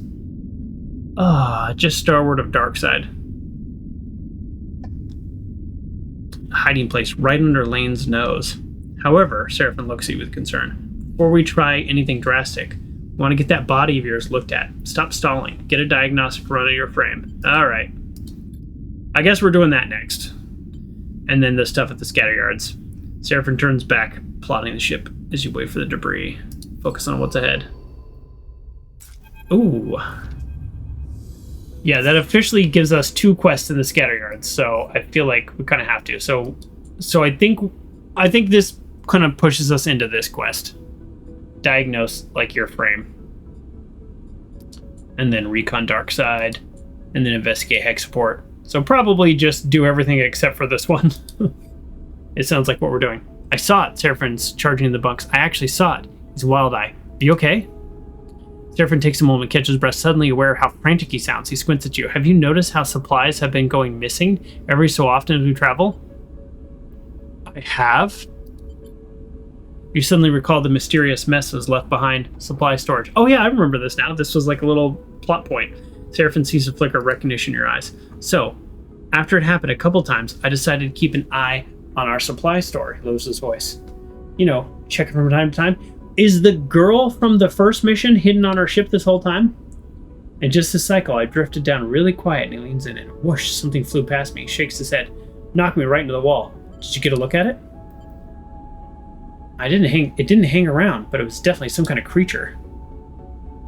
Oh, this was a creature I picked up on that like creepy island and I like turned left and I failed the dice and I had a sense that something was following me. Is there really a creature loose on the ship? You look at your berth, suddenly aware of something that could be hiding nearby. Tucked in the vents, perhaps. Well, we know this thing's like supplies, right? He glances around hiding places. So we lock them down tighter. Keep it that way. It'll get desperate. And then, it'll make a mistake. What are you talking about? Bliss leans to the corridor. I can hear you all the way to the workshop. Serafin saw there's a creature on the ship. Let's go with that. Bliss looks between the two of you and raises an eyebrow. A creature, are you sure? It's something small and dark. Something fast. We're going to lock the supplies and drive it out. Bliss looks at Serafin. If it's an animal, we don't want to make it any more scared and desperate than it already is. How about we lock up the supplies, but leave some out in a special place to try to bait it? And then grab him. Maybe not grab him. Maybe you trap him. No, Bliss looks between the two of you. We want to show it has nothing to fear. We tame it. I think trap it. Trap it would be my answer.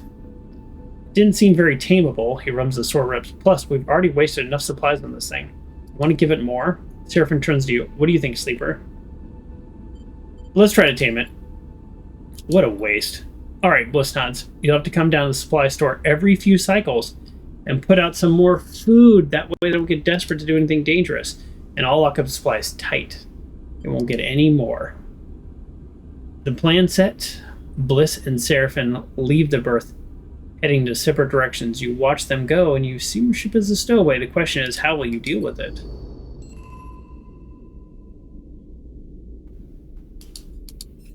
Oh my goodness. Now we gotta find the stowaway too. Bait or starve. Well, I'll probably end up starving it out of my lack of supplies. Okay, what's happening?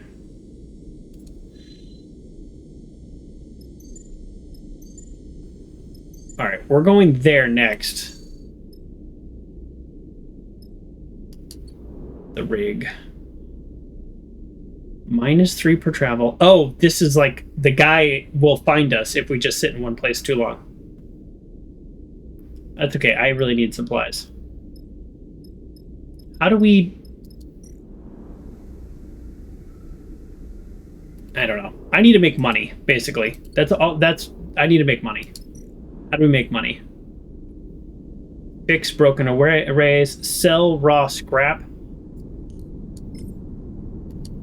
I think we sell 13. 13's not bad. We have 10 of these. Let's sell some scrap. I don't know if these go for anything. I know the engine components and the rare components are absolutely vital. We do not want to sell those. Unless we're really, really desperate. There you go. 100. Yeah, let's go like 158. That feels okay, because we just got to turn around and buy supplies. Yeah, so we can sell engine components. I don't want to do that.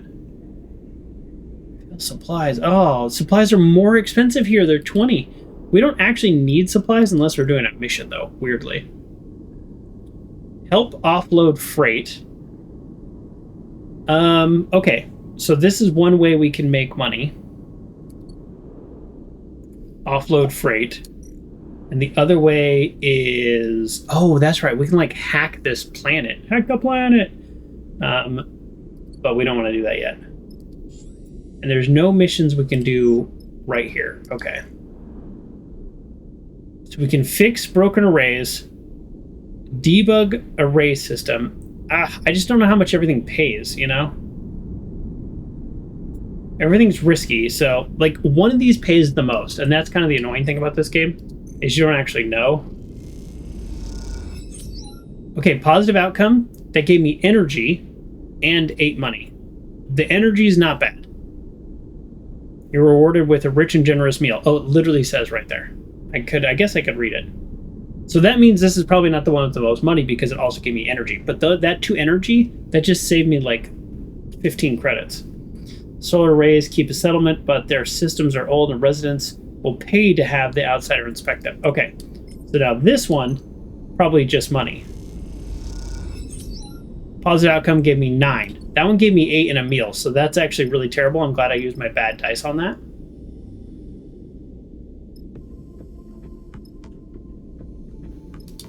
Okay, I'm going to use my good die here.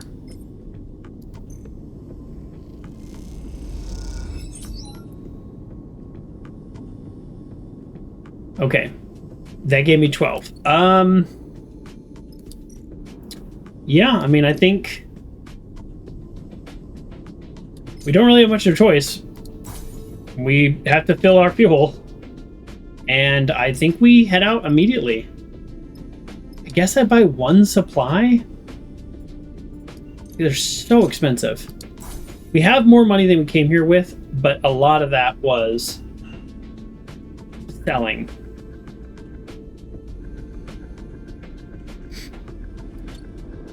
Alright, we have 1 supply. I don't know if that's needed for this quest about taming the animal or not. Oh, it is. See, yeah, here we go.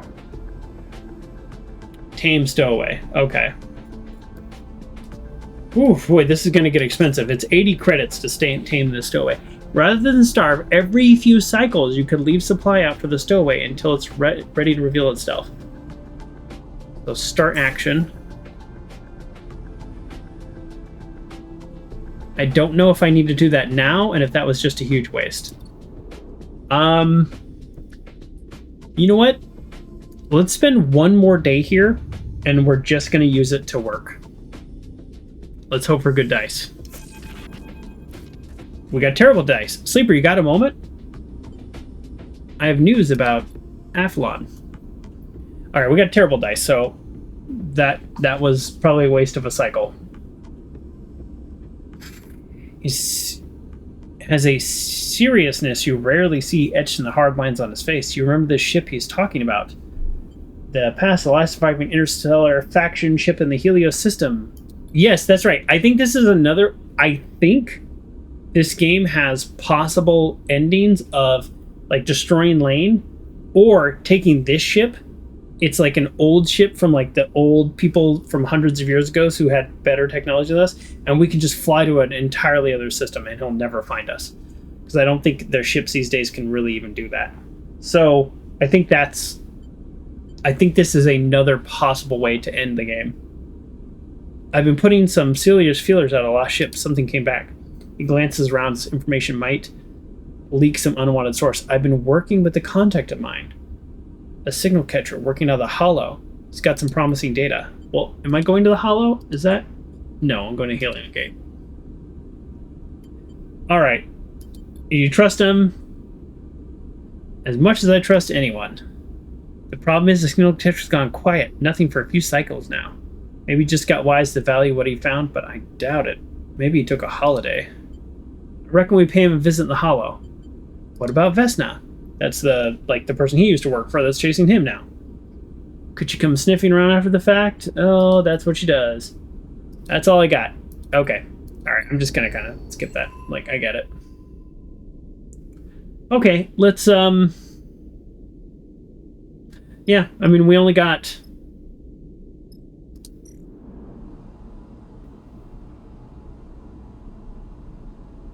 Oh, I did waste that supply. This is the Stowaway's Hunger. So we actually need it. We needed to get there and then, like, put it in. So, yeah, we totally wasted that supplies. That is frustrating.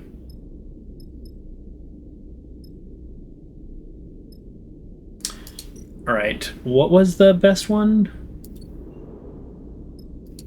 Okay, we can work here.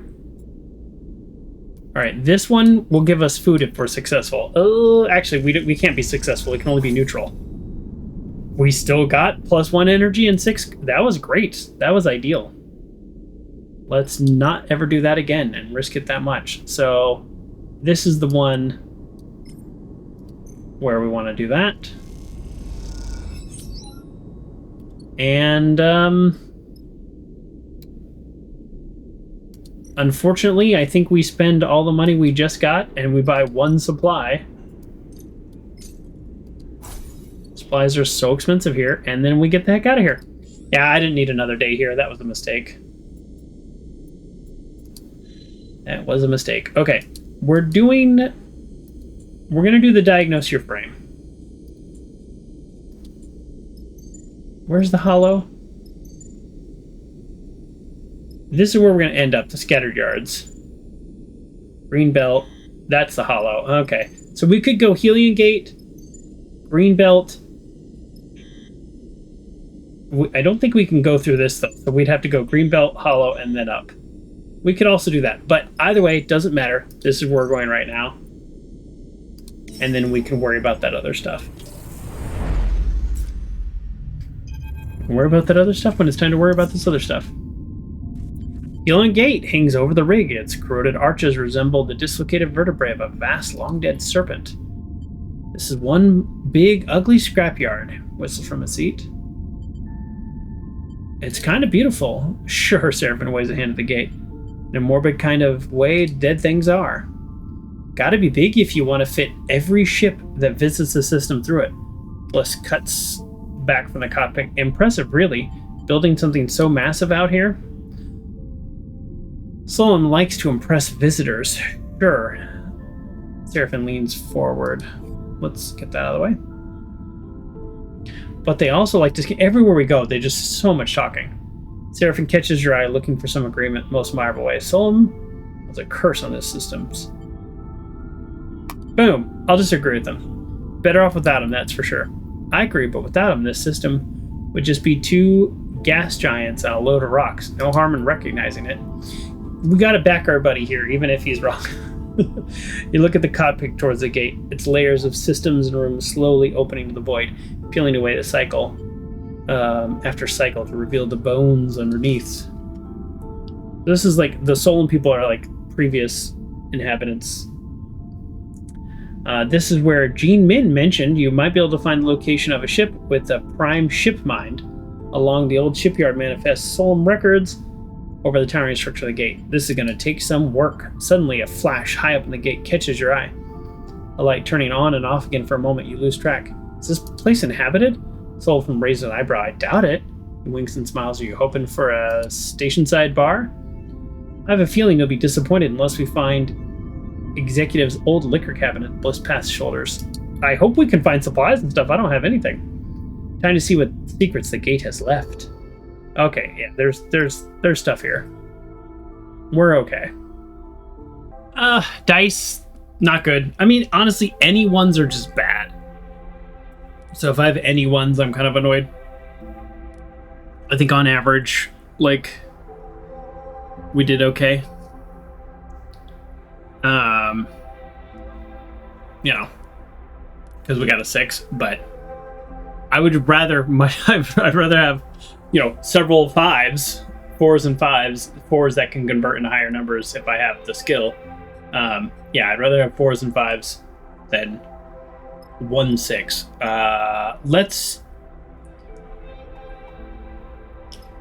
Let's check out the food situation.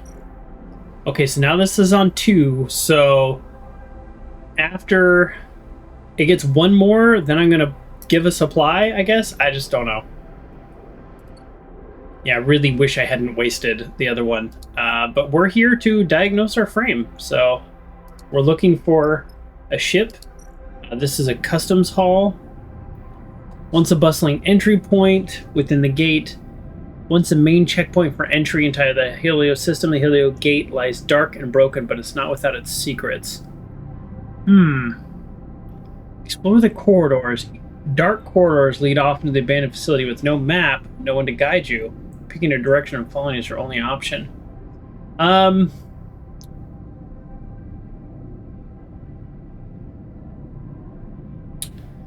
don't know. We probably need to do that at some point to access other things, because we need to like buy supplies and stuff.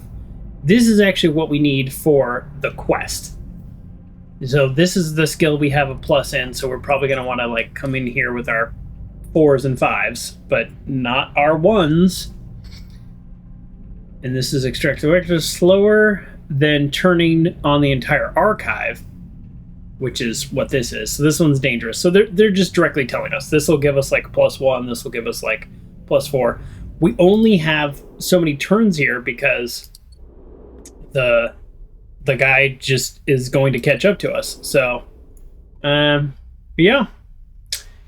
I think this is what we need for the quest. I think this is how we get other supplies and stuff. And I don't really want to just like toss in a 1 and hope for the best.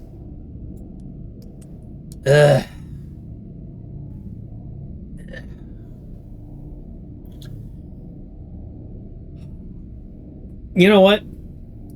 We'll do 1-1. Okay, negative outcome makes me lose energy, which is bad because I have no way to regain the energy, but I did also get a +1. So that negative outcome is not too bad, so let's go ahead and do that. And now we discovered a new location, so sometimes that's how that works, is as you are going, then other things pop up, so that's good. Okay, and now we can get fuel. Okay. So we do a couple more, and then we'll probably be able to get supplies. That's usually how that kind of works. So let's do this. Now we have a chance of positive outcome. That'd be great. Positive outcome, new location discovered. I bet it's supplies. What do you think? Look at that, it's supplies. Now, but we have to work for them. We can't just buy them. There's nobody here to trade with. So, but my instincts were right. So we got fuel, we got supplies. I'm guessing the next one is food. Some kind of food. So this is probably bad, but the risk is, yeah. The reason I did that is because the negative outcome is still a +1 and you just lose an energy, and my theory is that's going to get us an energy, or that's going to get us a way to get energy. So basically by next turn I'll be able to do that. If I'm wrong, we're just kind of screwed. I don't know what else to say. Okay, great. Now we can use our 6 die here. A 5 would have been equally good. A 4 would have been probably pretty close to good. But here we go. So +3, great. So we're an engineer, so all 4s and 5s can get fed into here. Okay, let's end cycle. That's overall not bad. We actually did something with our 1s. Believe it or not. Okay, let's use our 1 supply here. Okay, so it's gonna reduce all the stowaway. So I think we wait until it's at 3, and then it's gonna be like 10 cycles or something where that counts. I'm gonna have people scavenging for supplies. I don't think it's gonna work. Yeah, the dice are not great. Let's do this. I don't want a negative now. Okay, neutral is fine. New location discovered. It is not food. Oh, okay. Wait, no. Most of the gate is corroded beyond use, but deep in the structure you can still find good metal. Okay. The gate's network collapsed long ago, but there's data to be found on old terminals and servers inside the structure. Neither of those are food, so okay, I was wrong about that. So what we need to do is we need to turn supplies into food. We need supplies. Now we need supplies for 2 things. So that's not great. That is really not great. And we only got 1 supply. Okay. I don't know how much food you get doing that, so I'm gonna wait. Actually, hold on. What happens if you get hungry? I actually don't remember. Here. Let's go guide. Maybe stress and dice health. Cycles and energy.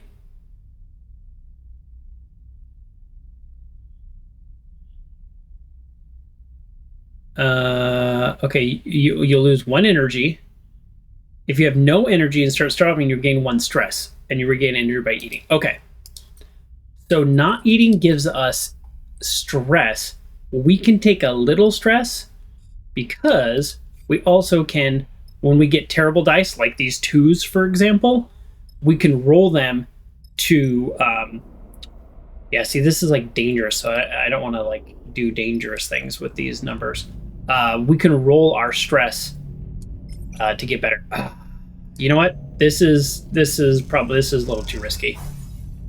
Neutral outcome, negative energy, and plus idle minds. So we actually still got +2 on that, which is kind of crazy, but yeah. Yeah, we're sort of out of energy here. And see, the problem is search for supplies, and it's dangerous.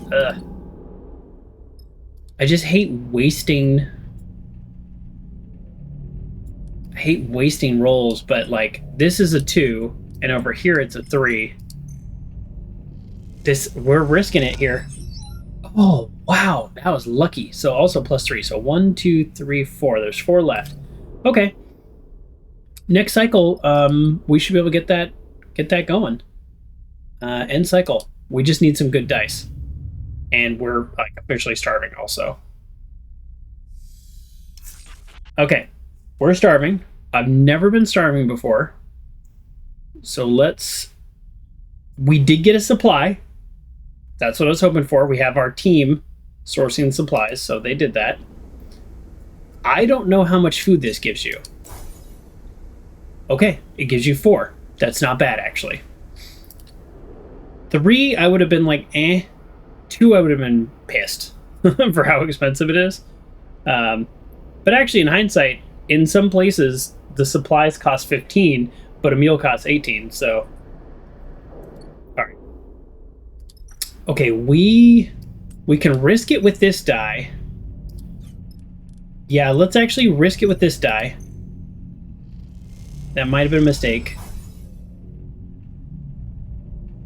You know what? It's fine. We have a 75% chance of completing our goal on this roll. And we got it. So that's good. I saved my good die because I don't know what's next. Okay. In the dark, the airless void of the archives, something flickers. You've been working in the dark, picking through the guts, the corroded machines, skimming the data in their corrupt memories, digging through the graveyard in search for ghosts.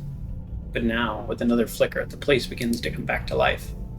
All along the rows of benches, some of them crushed by fallen ceiling panels, terminals begin to flicker into uneasy life. A cacophony of disoriented sounds accompany the machines, as some of them immediately glitch and spark. Did you do this? You stand frozen as the archive glitters around you with a million ship entries. Ooh, there's like probably a lot of data on this. The stream of information is overwhelming. The node graphs drawing out the routes and inventories, tracing a web around you in a pale cyan. The whole paragraph was full of difficult words. Suddenly, I know these words, I struggle with reading. Suddenly, they all shut off, the terminals blinking out together, leaving a single translucent screen glowing softly in the dim room. And in that dim room, drifting towards you out of the dark, you see a figure. Is this what you're looking for? The voice crackles aggressively through the suit local comms. Who are you? Oh, it's Junie! We know this person. Sleeper, is that you? You hear Junie's voice now, tense and unsure. She stops beside the single online terminal, her suit lit from a pale light. Junie! That's what I said. That's funny. I always like when the dialogue is what I naturally just said. You hear a smile in her voice. Good to see you here. She pauses and glances around through the venue, a little unexpected. I'm looking for a ship mind. Shrugs. Well, I guess I could see that. I've been digging through the archives myself, although slightly less forcefully than you. I did have this whole speech prepared for whatever salvager was ripping through these archives so messily, not to mention aggressively. But now I know it was you, well, I'm just glad to see you.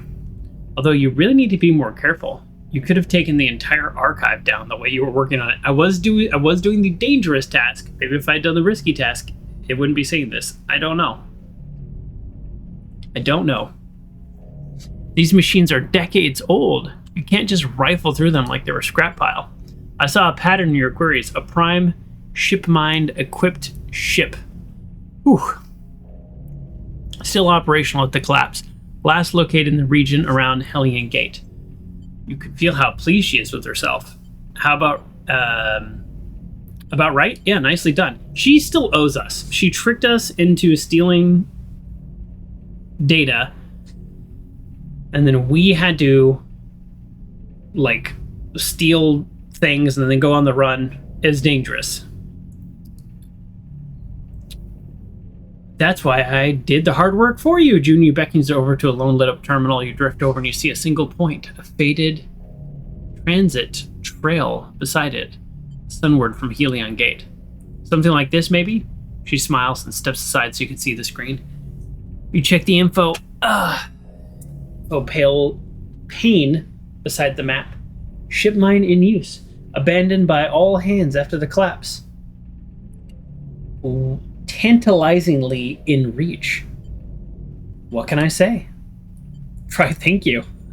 Bajuni turns, and in the glow of the terminal meets your eye with complete seriousness. The question is, what do you want it for? I'll be honest with her, because, I mean, the reason we didn't get before is she wasn't honest with us, so let's be honest with her. Explain about your body. You tell her what Jean Min told you about your shifting body, transformed by some unknown influence, and the need for a prime ship mind to house your emulated mind while she runs a diagnostic process. She's silent for a moment, unsure how to respond. I'm sorry, Sleeper, but I think I can help you. I'm sorry, Sleeper, but I think I can help you? I'm sorry, Sleeper. Like, I'm sorry for this is happening to you, but I think I can help you. That sentence just threw me off. I want to come with you. Junie gives you a strong look. Well, the last time you stole a bunch of data and ruined our whole thing. Do you know how often someone gets out to one of those old solemn wrecks? More valuable, they're more trouble than they're worth. But contained inside there's entire history to uncover. Uncover and take you need? You mean? Like, she did us bad, so we need to... Yes, she did us bad. We need to call her out on that. This isn't like last time, I promise. I have no interest in the ship mine, but everything else, it's too big a chance to pass up. I know I can't force you or trick you into taking me this time. That's why I wanted to offer you this. She indicates the terminal, still showing the ship's final resting place. I hope that maybe if I helped you find what you needed... I trust you, even though I shouldn't, because I'm a big old dummy and a big old softie, and I just trust people, and I probably shouldn't. But here I am, trusting her anyways. Thank you. I'll send the coordinates to your ship. I'll be hanging around the gate until you're ready to leave. She shifts in front of the terminal, tapping away at the rapid screen. If you need to get supplies from the spindle or anything else, close her arm. Oh, wait. Oh. But if you go on this job without me, I'll get the message, she shrugs. You won't see me again. Ooh. Ooh.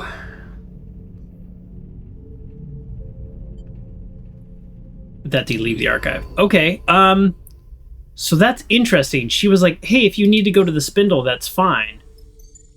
I didn't even think about that. Yeah, I should just get supplies here, right? It's 4 fuel, but everything else is going to be cheaper and easier. Yeah. Right? Yes. Okay, let's use our dice. Because if you don't... Yeah, alright. Let's, That's so funny. I didn't even think about it. I'm so glad, like, the character... If she hadn't said that, I would just be sitting here ignorantly going, like, I don't know what to do. And it's like, yeah, you can... You can try. You can try to get out of there. Okay, let's do that. Let's go to Far Spindle. Will you use... Oh. I'll get there. We will use 4 fuel getting there, which means I think we use 4 fuel back, but we'll be able to fill up on supplies.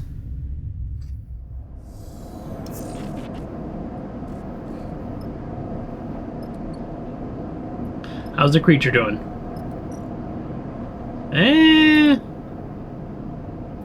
One more day. Alright. Get food. Could trade here. I never did that. Okay, well, yeah, what does this do? Okay, this is where we can earn money. Yeah, we want to earn money while we're here, too. We want to earn money for things that are... Oh, yeah, supplies are cheaper here. Yeah, for things that are... like, dangerous, if we can. Dangerous jobs usually pay better. Oh, process raw scraps. Your will process your scrap in bulk. Pay for the offcuts and return you the processed plates. It's not a bad deal.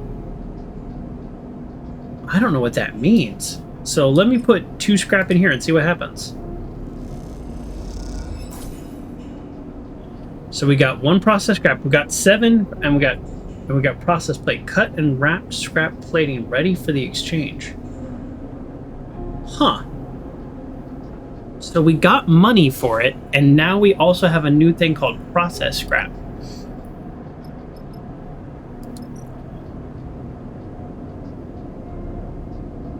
Stealing shift. Most of our spindle workers don't like to go out to steal new units, so they leave it for dangerous work for outsiders.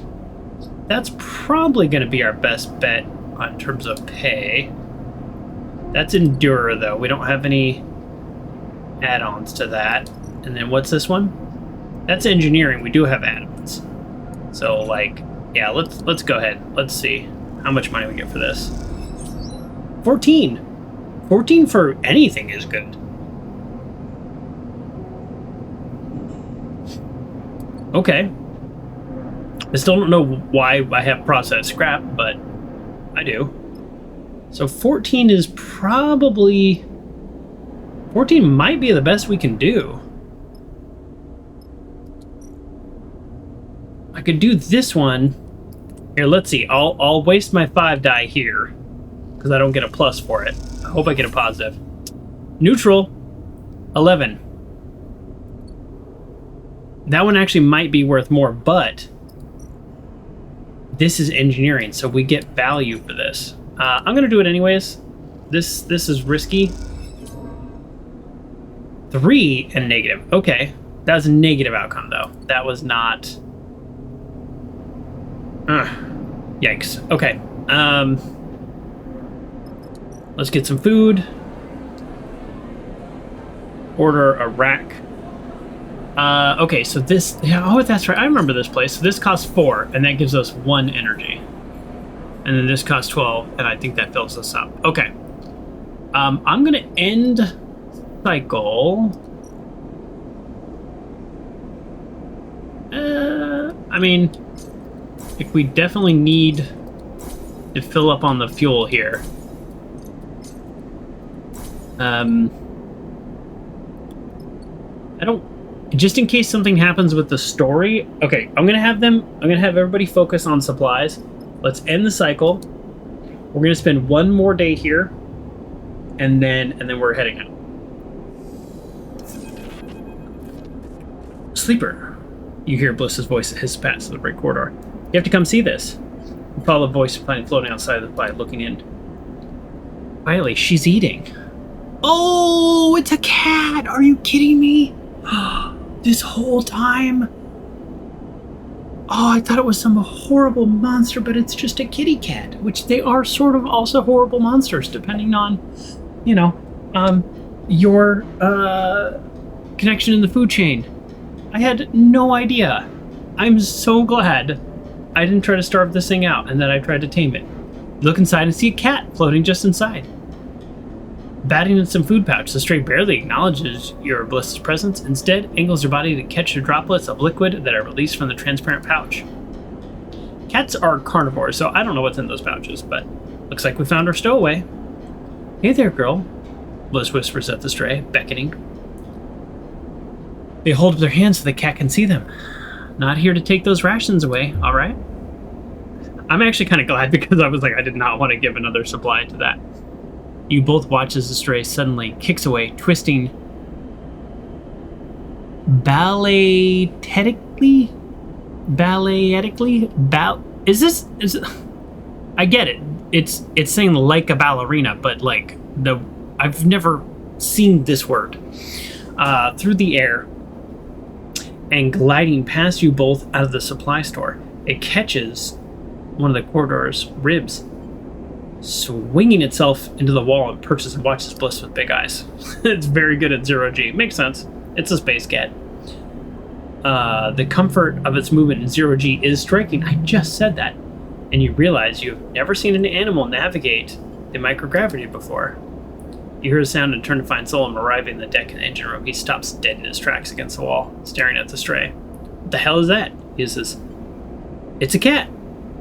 What's a cat? Serafin says the word strangely. Careful there. Bliss holds up a hand to Serafin. Don't scare her. So that's a cat? Serafin is watching the stray carefully. Either fascinated or scared. It's hard to tell. I thought it would be bigger. You've never seen a cat before. Where would I have seen a cat? Come to think of it, where have you seen a cat? Question makes you pause. Where have I seen a cat? Not in the belt, not in 0G. Close your eyes and bring to mind the faint image of a cat stretching in the sun, somewhere warm, somewhere with weight, with gravity.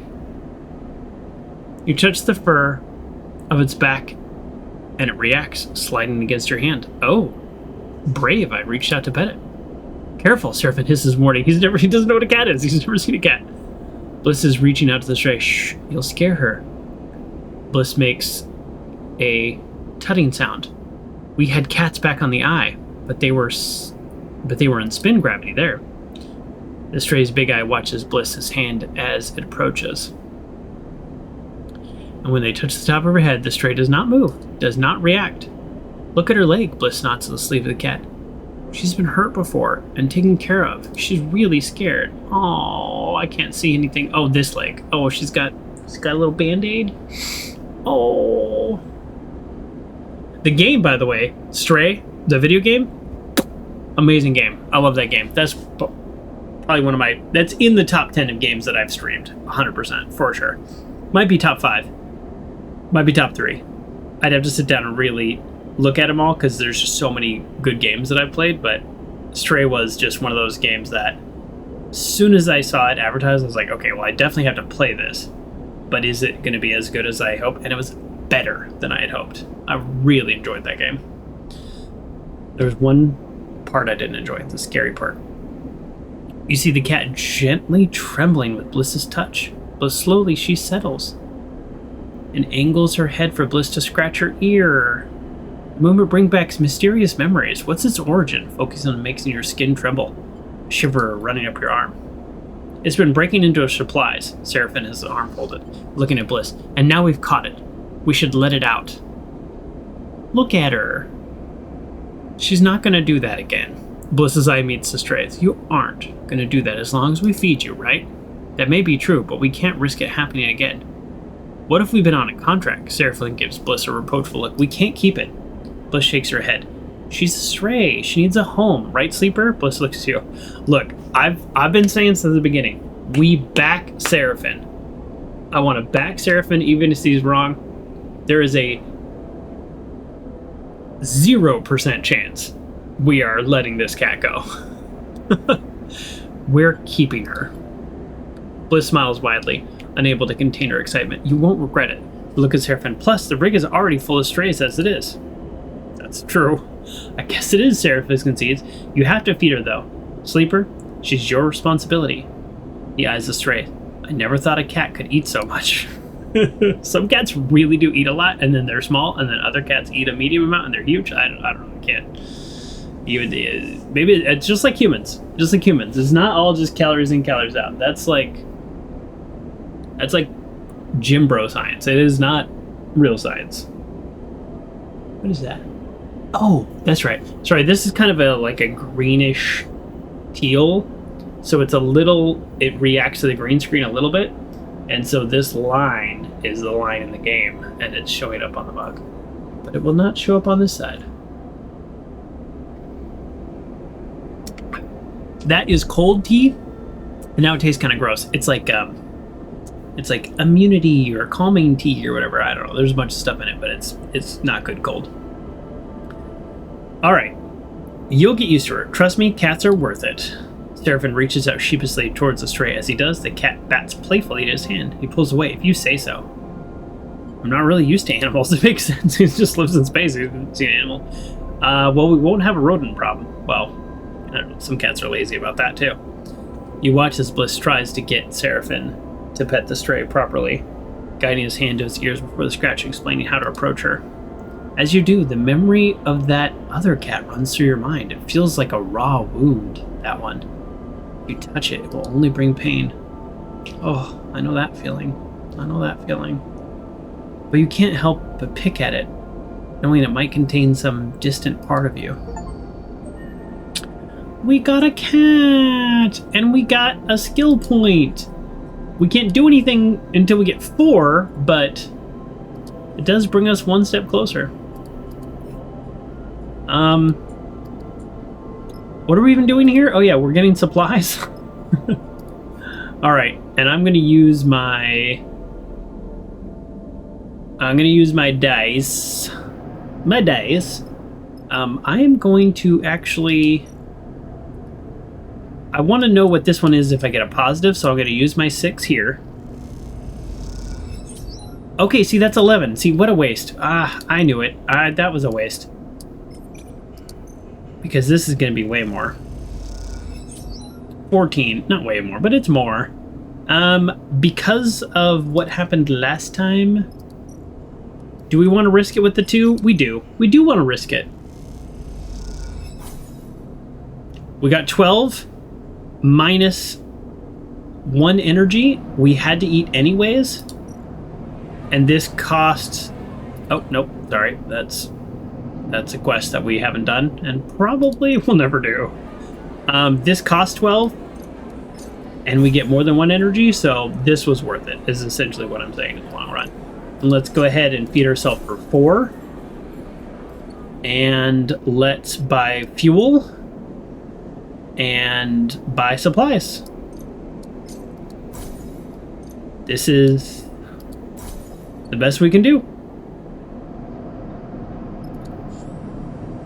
Now we go back here. Unfortunately, it uses 4 of our fuel. But I won't have to be feeding the stray anymore. What a great resolution. What a great resolution. I'm very happy about that. Okay, so we have 2 good die. And once you like start a mission, you can't really do anything with your die, so yeah, I'm not sure what to do. So let's get some data scrapping. Do I want to do data scrapping or cutaway scrap? Let's go data scrapping. I guess scrap will get me money elsewhere, but I don't know what data scrapping does. Oh. If I get 3 of these, then I can unlock that other base. That's what this is. Oh, I was gonna get fuel, but let's risk it. Now I'm really curious. Let's get lucky. Neutral outcome. We got the data, but we lost energy, so not amazing. Yeah, you know what? Now I've put myself in this position where this is what I really want to do. So let's, you know what? This doesn't feel great, but I am actually going to end cycle.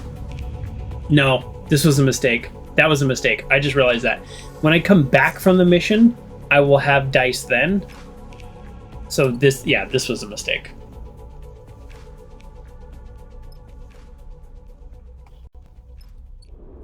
All right, let's, it's fine.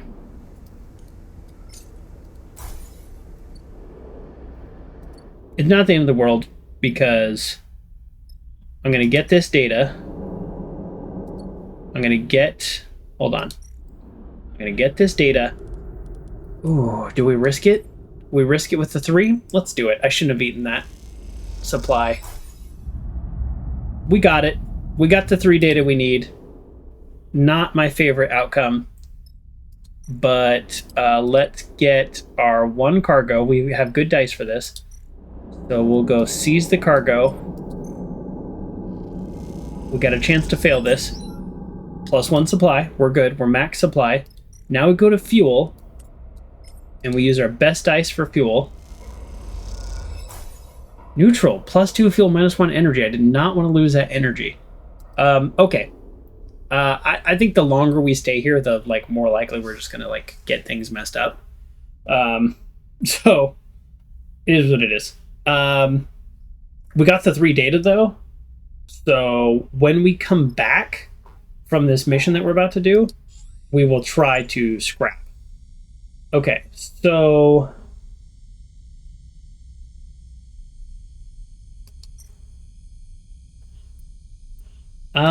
Do I get to pick my crew? Okay, hold on. I don't want to leave that girl behind. How many fuel is this? This is -4 fuel, which this is kind of risky because we only have 8. So, like, we're going to have to roll to get fuel. There's no way to buy it here. Like, potentially, I guess we could be, like, stuck. So, I don't know. All right, before we pick our crew, okay, we have engineer. We're not great at intuit, so we need, you know, we could probably use some of that.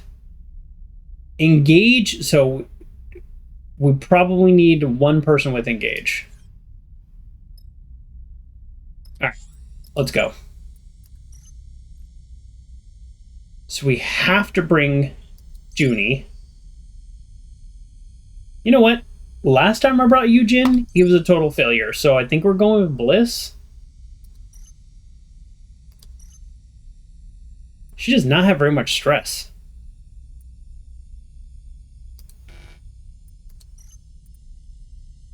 It's kind of annoying you can only take 2 people.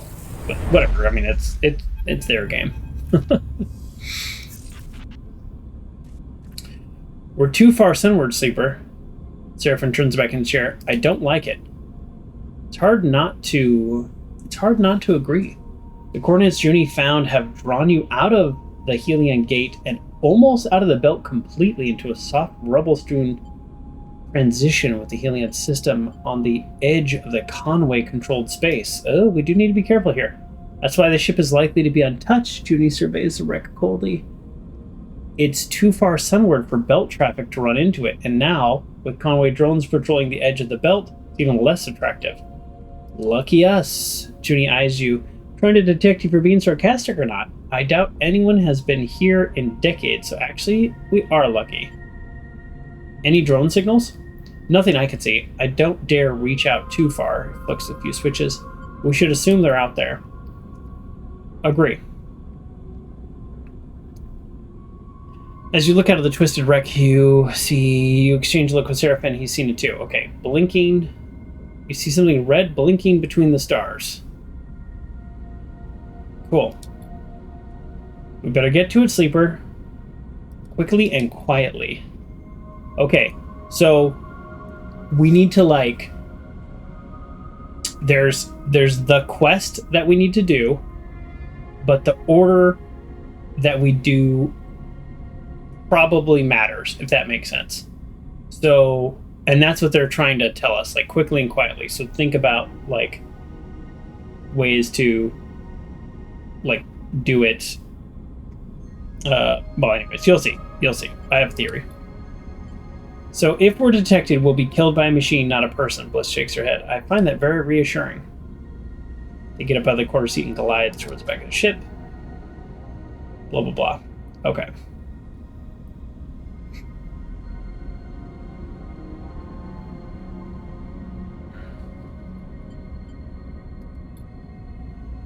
Can't shake a feeling you're being watched. Okay, so I'm assuming we're going to either be contacted by the drone or, like, have to hack the drone or something. My dice are mediocre, so hopefully there's not risky ones.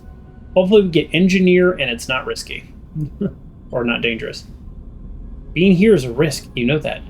But you need the ship mine, so no matter what happens, you won't be leaving empty-handed. Okay. Okay, Conway alert drones right here. So it actually tells us. So failed dice are going to be a problem. Oh, look who rolled big over here, and she did okay. But we got bigger rolls over here. Okay, so there's actually only one thing to start with, which is fine.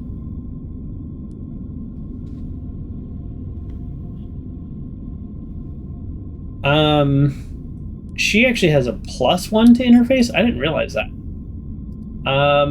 Yeah, let's start off 50-50 chance here. Good. That's probably the only thing you're going to be doing this roll, but thank you. We got a 6 here, but she, like, cannot do that one. She can do this one. I'm just wondering if it matters. Like we have extract the map data, and then we have explore the ship. But like, they both get us here. So like, I don't know if that makes sense. I don't think it matters which one we do here. So let's use year 6 here. For obvious reasons. It's sort of surprising that it's 2, so that's 1, 2, 3, 4. We need 4 positive outcomes. That's actually kind of rough. Let's hope to get lucky. We don't want a neutral. Okay, 50-50 there. Got lucky. So for me, it's the same percentage. Oh yeah, I have a 1, so I don't want to use my push ability because that 1 will just become a 4, and that's just not good enough. Okay, neutral. So we got 1 stress, but we didn't alert them, so that's fine. Wish I could give him my dice. This is our biggest risk so far. Let's do it, because otherwise we're going to be here forever. Good. We got positive. Let's leave. This is the same percentage of risk. Same percentage of risk. Let's do it, because I would love to have some fresh die for tomorrow. +1 stress. Not good. Don't like that. So we're going to have to use our push ability strategically. And that is not right now.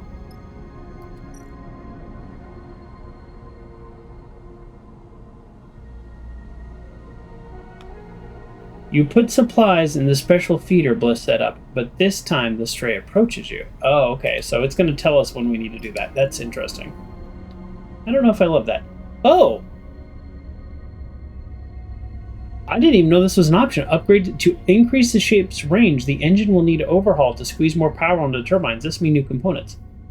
We have 5 of these. I had no idea this was even a thing. Huh.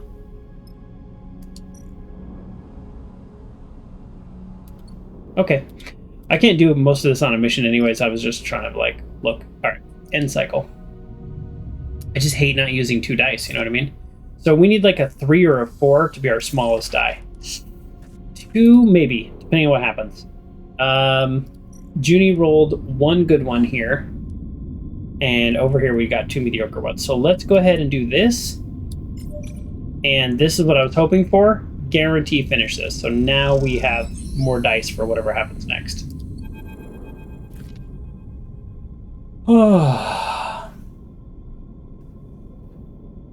Junie leads you deep into the wreck through crushed and twisted corridors, floating panels and wires, headlamps, strange sculptures, just as you begin to tire of the endless dark and haze of particles washing over your suit. Junie leads you to a chamber where a ceiling is torn open to reveal the stars. At its center lies a cylindrical object. There has to be more to this, obviously. But yeah, we need to reduce our stress today if we can. So we need something that's like engineering, which gives us a plus. We use our push, and we hope to get lucky. 1 or 2 of them float free, waving back and forth, glinting several ants, twisted carved sight. Okay, beautiful, isn't she? Not bad. Glides over as she takes out her terminal and looks for access port. She talks softly with a voice carried through the suit comms. Cables leads off to every one of the ship's systems, engines, life support, navigation. Okay, so that's what we'll be doing. Shipmind has hardware access to them all.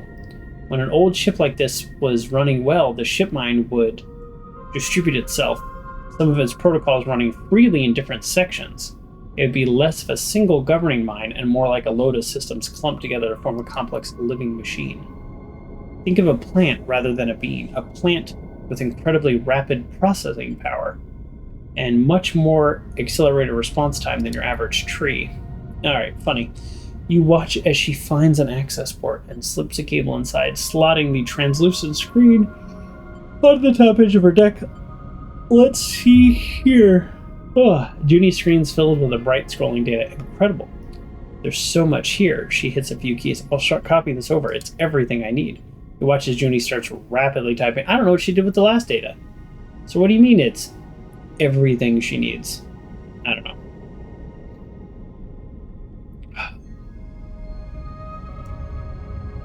Oh. Oh, there it is. Oh. Ah. Oh. Ah. Oh. Ah. Okay. Junie, the ship mine. Yes, sorry. Let me check. As I thought. So, like I was saying, the protocols inside the ship mine are distributed. Okay. So we're going to have to, like, get the whole thing up and running and working just to be able to do the whole reason we're here. So when it shut down unexpectedly, the protocols are rarely all contained in this unit. She places his hand gently on the cylinder. Ooh. As is the case here, the parts were trapped everywhere else. The ship's system nodes, she taps a few keys. What's the problem? There's always a problem. Luckily, you have me. So in the first game, it's just funny that we're doing all this to, like, get a ship mined. In the first game, it was like getting your first ship mined was a big deal, but then by the end of we had like 4 ship mines, and I was like, they made it sound like a big deal, but we had a lot of them, and now here it's like they're pretty hard to get. If we rip this thing out now with parts of its protocol elsewhere, it's probably going to destroy itself the moment we turn it on. It doesn't matter if we're going to wipe the whole thing anyways. It'll be too late. Okay. Yep, I got it. I already got it. How do we find the nodes? We'll ask the cradle very nicely, or spend the next couple cycles following the cables and see where they lead. I've got an incoming signal. Serafin's voice suddenly cuts through the comms, urgent and nervous. If you're lighting up the systems and network down there, time to stop. Your click as Junie disconnects from the cradle, and the two exchange nervous looks, instinctively backing off from the ship mine. Suddenly, a faint red light glitters in the dark beyond the ceiling. You hold still. The moment stretches out, and you hear Junie's breath through the comms. The light flashes, pauses, and fades. You take a breath. Too close. Conway drone. Sniffing the network. Oh, so we, like, unplugged just in time. We're clear, Serafin chimes in. I've turned off almost all the rig systems, but we need to be careful, keeping network activity to a minimum. Understood, Junie cuts in. But we'll need to access the networks to get the ship mine out quickly. Then I hope you're feeling lucky. The click of Serafin closes. You and Junie look at each other again, and then the ship mine. Encased in its cradle, wrapped in cables, this is not going to be easy. Okay. Okay, trace cables or hack cradle.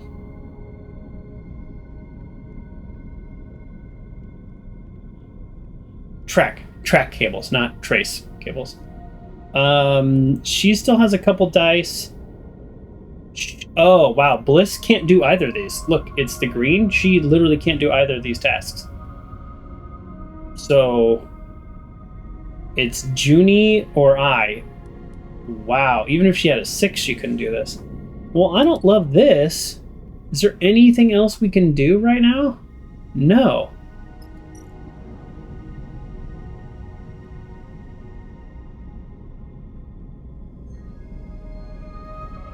So, I mean, I can't do it where I don't even have a chance of a positive outcome.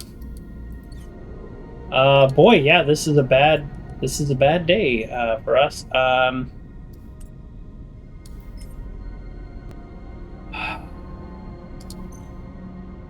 right, just because I have bad dice here. Neutral outcome gave me +2 stress. Are you kidding me?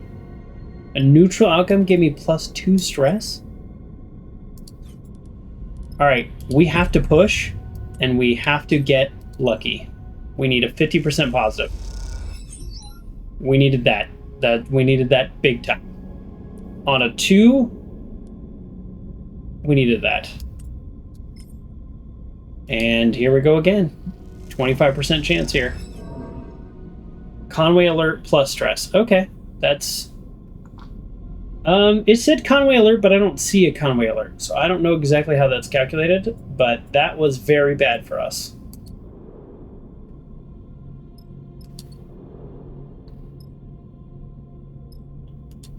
I wish I could roll dice to try to recover stress. Okay, in cycle. We need Junie to get 2 5s or 6s.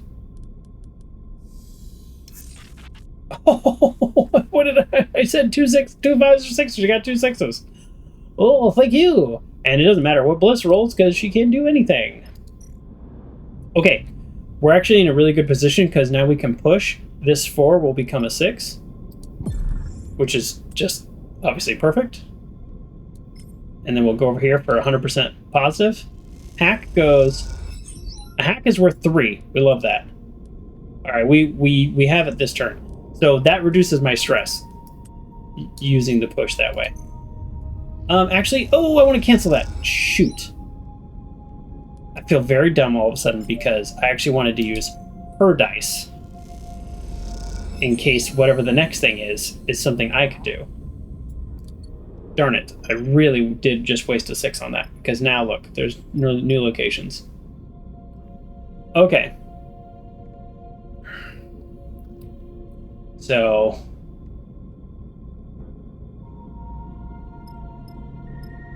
we've got nodes to disconnect.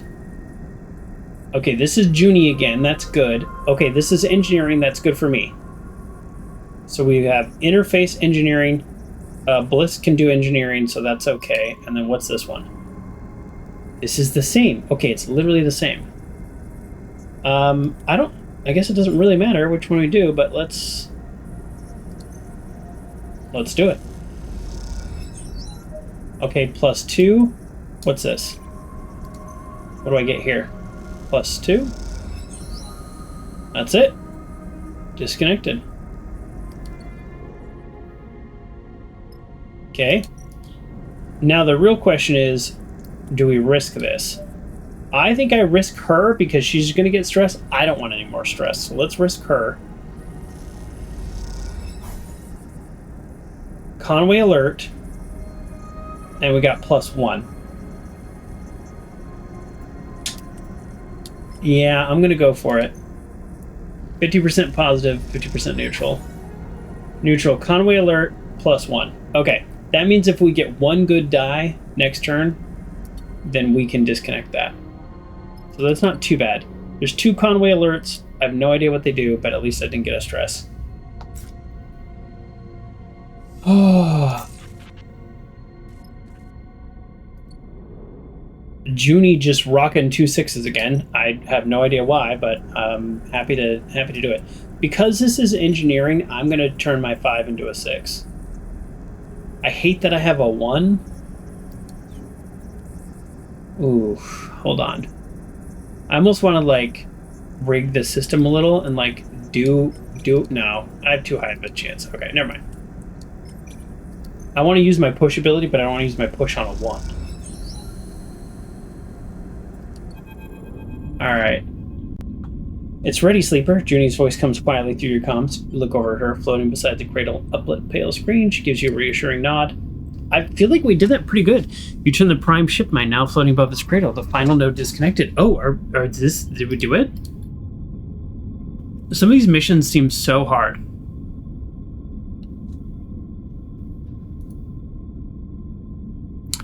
Oh boy. Enkiticus?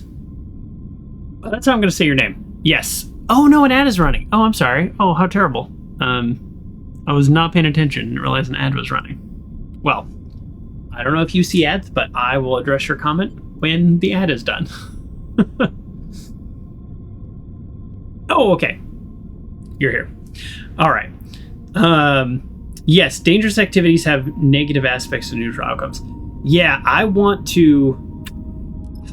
trying to reduce my stress, so I actually want to use my push, but then I'll just turn my 1 into like a 3, and that's still too much of a risk. But I guess I did that. That was actually not bad. Yeah, I think we've been, I would say, a little bit unlucky overall with the dice, but I don't know. I'd have to I wonder if there's some output file at the end that's like, here's all the 25% you won and lost, but I feel like we've been a little unlucky, which is fine. I used up all my luck on other games. You glide over and gently grab it, the worn metal casing gleaming in the dim light. As you do, you feel a strange sensation of something moving around inside, like a creature in a box, the weight shifting this way and under the pressure of your grip. It suddenly dawns on you, there we go, that Jin Min plans to put you inside this strange device to hold your mind there while he investigates your body.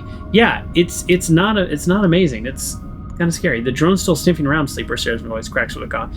So if you get what you need, let's go. You feel Junie's hand fall on your shoulder. Come, Sleeper. Don't overthink it. She pats gently. There'll be plenty of time for that later. You look up and see a faint red light glittering in the dark beyond the broken ceiling. Time to leave. Contract complete. That actually, we did pretty well. We only got 2 alerts. She's still sitting with 2 6s, which is just such a waste. All right. And we will have no stress when we get back. Not bad.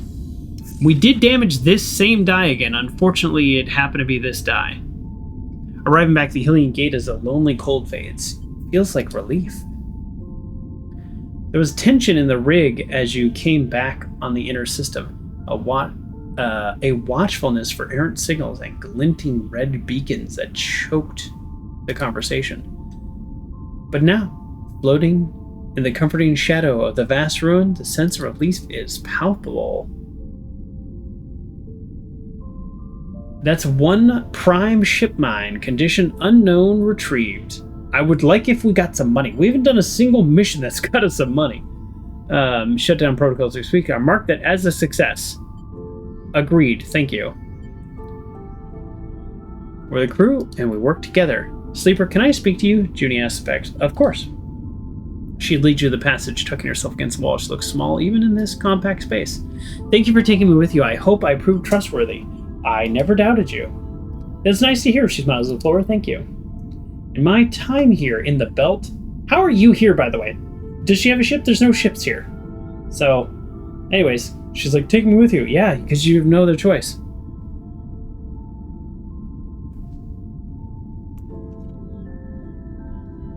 Alright. I haven't found it easy to make friends. She falters, tipping over the words slightly. But you, Sleeper, well, I hope you consider me a friend at least. I would. She can't help a smile. I'm glad. Then I'd like to ask you something. She pauses. She's going to ask me to come with me? Oh. Would you consider taking me with you on the rig? She blurts out. And then, before you can answer, I think it'd be helpful for you diagnostic. And in the meantime, I can take a look at the ship mine, make sure it's ready. Yes, you can. She stops speechless, now looking down at her hands. Okay, thank you. She looks again. I'll find a bunk. And she quietly glides off the corridor, but you can say anything further. Another stray collected, Serafin puts his hand on your shoulder. Quite the refuge we're building here, gives you a sly smile. We need her. I don't doubt it. Squeeze your shoulder. Let's get that ship mine to Flotsam. I'm sure Junie will prove herself there once again. He smiles and pushes off your shoulder, gliding towards the engine room. You look towards the bunk, but Junie is already out of sight, likely unpacking. Alright. At the very least, she'll prove invaluable when you get to Flotsam and you deal with Jean Me. Perhaps she'll even have a read on the old man. You pause for a second, appreciating the warmth, the hum, the rig, and its inhabitants, the ship, and you think you're starting to feel like home. Great, we've got an achievement. We were successful. Did you give Junie the ship mine in the prologue mission? I did. I was mad at her for lying to me. I was also mad at my character for not realizing how obvious of a lie everything she was saying was. But I did give her the ship mine. I really hope we find out what data is on that. Like, it seems like kind of a big deal, and then it just like got nothing. Wow, we rolled 3 6s. Of all the times to roll like this, when we just don't need it. All right, here. What kind of... actually, before I get the supplies, what kind of scrap can we roll here?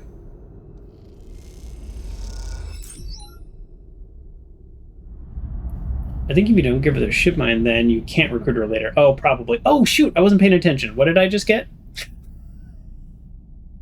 Oh. Oh, no. I already had the ship mined.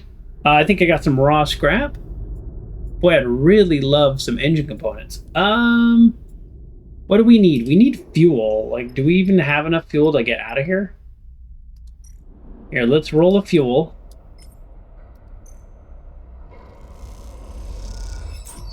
Okay, 3 fuel. That's fine. I'll take that. And then let's use our other 6 on a supply. Unfortunately, I think it's only 1 supply, but that's good. All right. All right, we got enough to get out of here. All right. And now we have the Solum data, which I think we can... Sorry, we're here. So we want to go to Flopsum. We actually can't fly straight there, which is fine. I think we want to go... Wait, hold on. Helms Rock? Where... Endicus, if that's how you say your name. Enkidicus. E-N... Kid... No. Enkidusks? I can barely read as it is. Enki is fine. You seem to know this game. Let me ask you this question. If you don't know, it's really fine. There is somewhere where you plug 3 of these in, which is why I got 3 of these. And I remember seeing it this stream. So it is either... Like, now that I have that, I just immediately want to go and turn those in. It's either Helms Rock or Far Spindle. And it's like just on like the side of the map. You don't know? That's okay. It's okay. I'm gonna go here because I think it's here. And if it's not, I'm gonna be annoyed because fuel is really expensive over here. It is here. Ooh, nice. I have no idea what this does. Let's find out.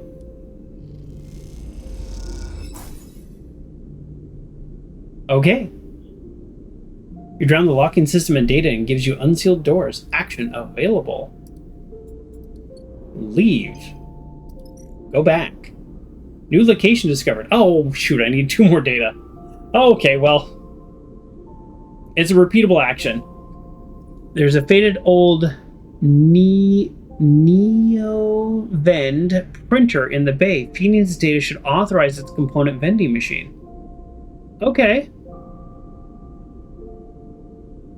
Okay, so basically I feed data in there and I get scrap. Okay, that's fine. While I'm here, I guess I should... Well, I guess I have to buy some fuel. Okay, it's actually not that... It's not that expensive here. I don't want to buy too many because I can get some at the next place. How many do I need now? I need 7? It was 7 from here. Really? Feels like I got ripped off. Yeah, alright. Lame. Okay. Yeah, I need to earn some money while I'm here. I'm very close to out of money. Well, we're not getting supplies here. I could sell an engine component. Yeah, how much are engine components? What do these sell for? 35? No. I'm not that broke. Well, if I come up with more data, then I guess I can come back. Alright, fix broken arrays. Is this one that also gives me a meal?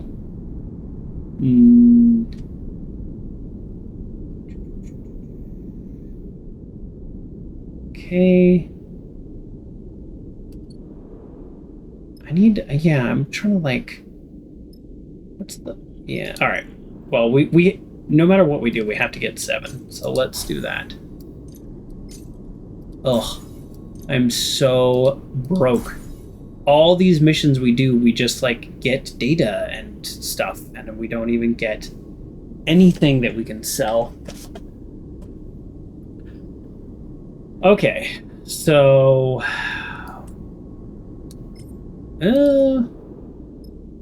it's risky. Alright, well, let's go for it.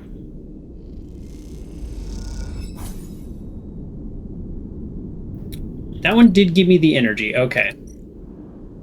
Now we do this. Let's get lucky. I consider that lucky. And let's push our luck. Because I hate to waste dice.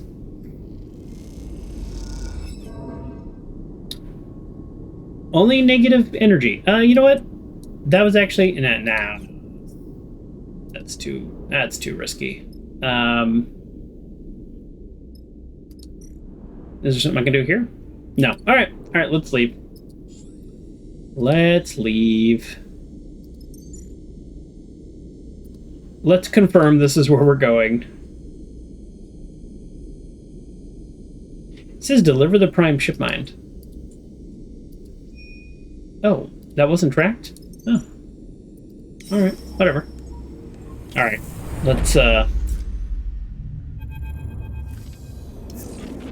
That was a wasted detour because 3 data wasn't enough to get anything. 3 data was enough to tell me that now I need 2 more data to start getting something. It's you, a familiar voice echoes down the tunnel behind you. Oh! This guy, you turn to passenger see Femi towering over you, shakes his head. Just keeps getting it. Been a while, Femi. Yeah, I guess, he frowned and glances over his shoulder. Remember Nia? The sister of mine you thought you'd take on a contract? Yeah, I did, and she did a great job. Well, she's taken some inspiration from your little trip. You can see anger in his eyes, but there's a tiredness too. He folds his arm across his broad chest. The symbol crash has been repaired since we got out of Hexport. Oh, well, I'm glad you got out. Caught up in that whole mess, Femi sighs. So then, stuck here? Bored. She gets bored and decides to sign up with another crew, take a job. I said no, she went anyways. What happened at Hexport? I don't care about his family drama. No idea, there was some kind of alert, but we were already on our way out. Didn't give it much thought, but then the whole place went up. Femi looks away. Been at the scatter yards ever since. Till we came here, that is.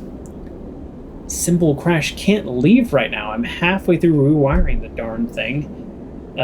Something else Nia was supposed to do. Oh, I missed it. I asked around. Turns out Nia signed up with some idiots heading to the Cutter's Edge.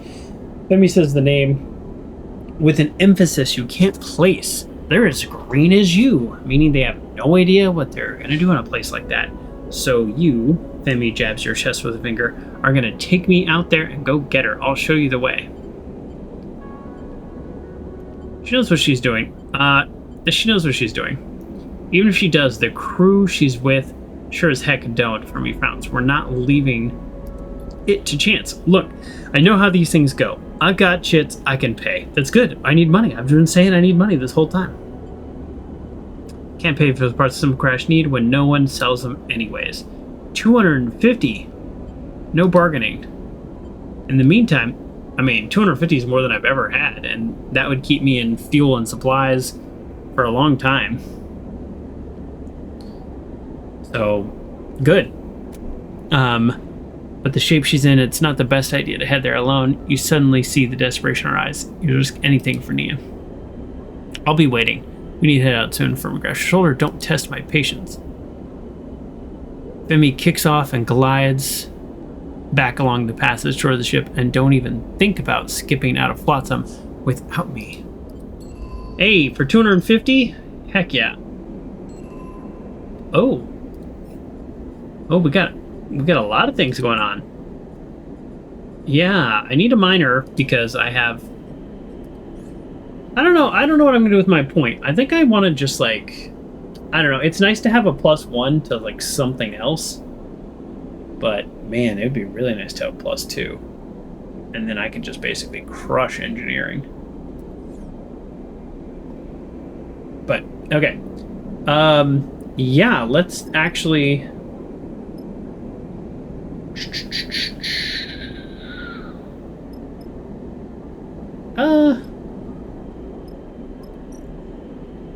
What's happening here? Oh, Femi's patience. Oh, I have 4 cycles to make this happen? Well, I guess we better get to it. Let's do it. Diagnose my body. Oh, I'm nervous. Come, let's get you inside. Jimmy swings open a creaking, corroded door beside his booth. Such a prize must have levied a heavy cost. Do you want to pay me for it? I guess he's helping me, so. But you can keep the ship mine afterwards. Don't copy my brain, though, please. You glance beside you to Junie, who insisted she come along and not letting the prime ship mine out of her sight. That's fine, I actually do want her here. Your friend, too. Yes, yes, please, come in. Junie beckons and then turns back. He disappears inside. Junie squints at you. Oh, excuse me. Are you sure you trust this one? I'm not sure. I'll try to keep an eye on him the best I can do. Sometimes that's enough.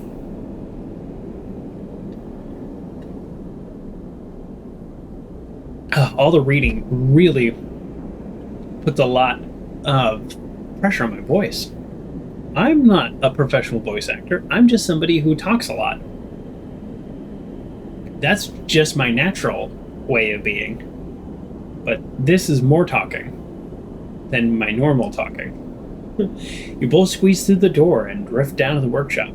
You're aware of Junie's eyes wandering across the piles and piles of tech on either side. And you wonder if she recognizes anything among the junk. Sit, sleeper. Junie, already at the chair, articulating arms. Hesitate or hand it over? Well, hand it over. That's why we're here. You hold the ship mine in front of you and give it a small push so it floats gently over. You grasp it with both hands and takes it to a neat little work table in the back you didn't see before, where thick cables float lazily, tethered to the wall. Oh, excuse me. You slide into the chair, hooking your feet behind the bottom bar to hold yourself in place.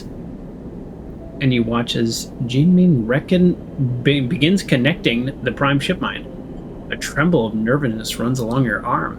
Suddenly you feel Junie's hand clasp around it. Look over at his face. Is this okay? I want you to know I'm here. Yeah, thank you. I actually don't really like being touched, but it's a very nice gesture. Junie calls across the room. You're going to need to talk us through what you're going to do about it. What you're about to do. I like that. She's here and she's like, talk us through what you're doing. It's so much you can tell.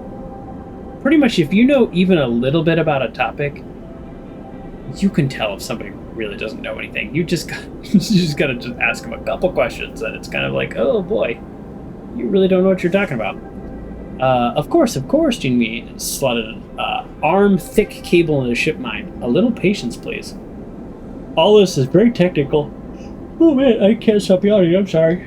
He turns to face you both. What is your friend's name, sleeper? Junie. Junie answers for you. And I can tell you that you're using a Solon-built data cradle modified to handle a prime ship mine. She rattles off at speed, which will work as long as you manage the data flow through the polymer-clad overflow cable looped into the asynchronous cortex cache. Yes, Junie eyes her, a small smile crossing his lips. As I said, technical. I'm going to stay silent. Let's let them talk it out. What I'm concerned about is how the sleeper is going to fare inside the prime ship mine. Have you checked its integrity? Junie watches carefully. To the extent that it is possible to do so without initialization, yes. He glances back at the mine. The device uplit in the faint glow. Oh, sorry, I can't stop yawning. Of the cradle's light. It's physically sound, but its content may not be. In a moment, I will activate it. And then, Junie, you will see. Junie turns his careful attention to you. The problem we have is with your frame, your body. Atypical alterations, biosynthetic recoding, unusual growth. Junie shakes his head. From the diagrammatics I have? Is that different than a diagram? because I would read this as from the diagram I have, but he says diagrammatics. Like schematics? They're just using words I've never heard before.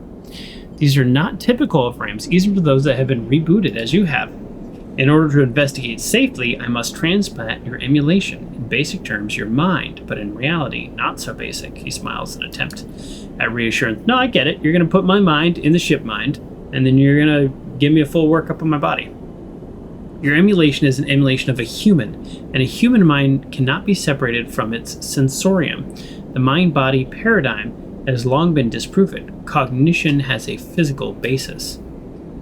Oh, okay, that actually kind of makes sense. What I think he's saying is, I'm in an android body, so therefore my human brain still has arms and legs and thoughts and feels of a body. But if I put it in a ship mind, then I am not an android. I don't have a physical presence at all.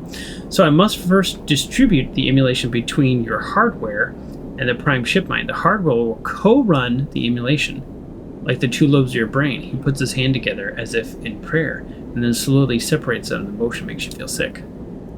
Then, for a short period, I will disconnect the two. In those moments, you will, in a sense, be in two places at once. That's actually what I'm a little worried about. Though each lobe will be partial. Too long in this state, and the two partial emulations would decay, but each disconnect will allow me a short period of full access to your entire frame and its base system language. I hope that's understandable. Jamie gives you a serious look. One of the most curiously human aspects of sleeper experience is that you too do not inherently understand or conceive of the systems that allow your existence. What are the risks? Consider the words, the risks are many and severe. Emulation collapse is chief among them. This would be terminal. But counter to this, I do not believe the changes to your frame are in a positive direction. Jimmy clasps his hand. If I could get rid of this glitch, that would be great, because I always have a glitch die. So if this gets rid of the glitch, then this will be worth it. But it said it's permanent and cannot be removed. But stories can remove anything. Greatest risk is to do nothing. We have little choice but to proceed. Now, before I can connect your frame, let's activate the ship mind. Jimmy gestures to Junie. Please, if you would like to come with me and oversee the process, I would be pleased. Junie shoots you a reassuring glance and then glides over to the ship mind, obscuring your view of it. That's fine. I'm glad she's here. She lied to me and it upset me, but this is like, overall, it's really good she's here. And I'm not just like, I don't know, good luck. Don't kill me, please. You hear quiet conversations between the two of them, their silhouettes lit by flickering, strolling lines of code. You take a calming breath, but you're instantly aware of how superfluous that action is when your frame requires no oxygen to function at all. There's a certain sensation that accompanies such thought, a jarring disconnect. Like when descending a staircase, your foot expects a step to find a void instead. You try to calm your growing anxiety, and Junie and Jean assess the mind. Oh yeah, like if there's not a step there, oof. The ship mind is pristine. Junie turns back and drifts towards you. Our care in its extraction seemed to have paid off. This is good news. This is one of those things where it's like, did we actually do a good job and that's why they're saying this? Or is this always the line if you were successful? I don't know.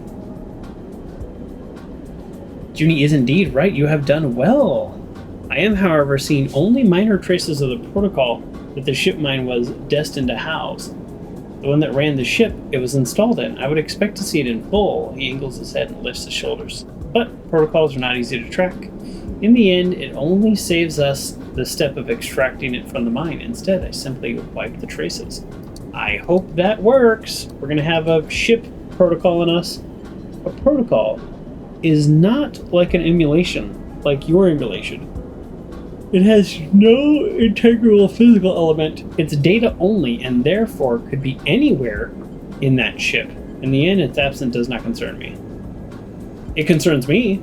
I understand. This is our opportunity. It does concern me, though, so I'll still say it. You know, this is the end where you connect the port in the back of your head. Junie settles beside. Gives you a silent look. It's time. You turn to the side and allow access to your port, your eyes fixed far wall. You see something among the pile tech there. You hadn't noticed before. A small metal skull-like head. Like that of a doll. You frown, trying to focus on the head, and then the cable connects.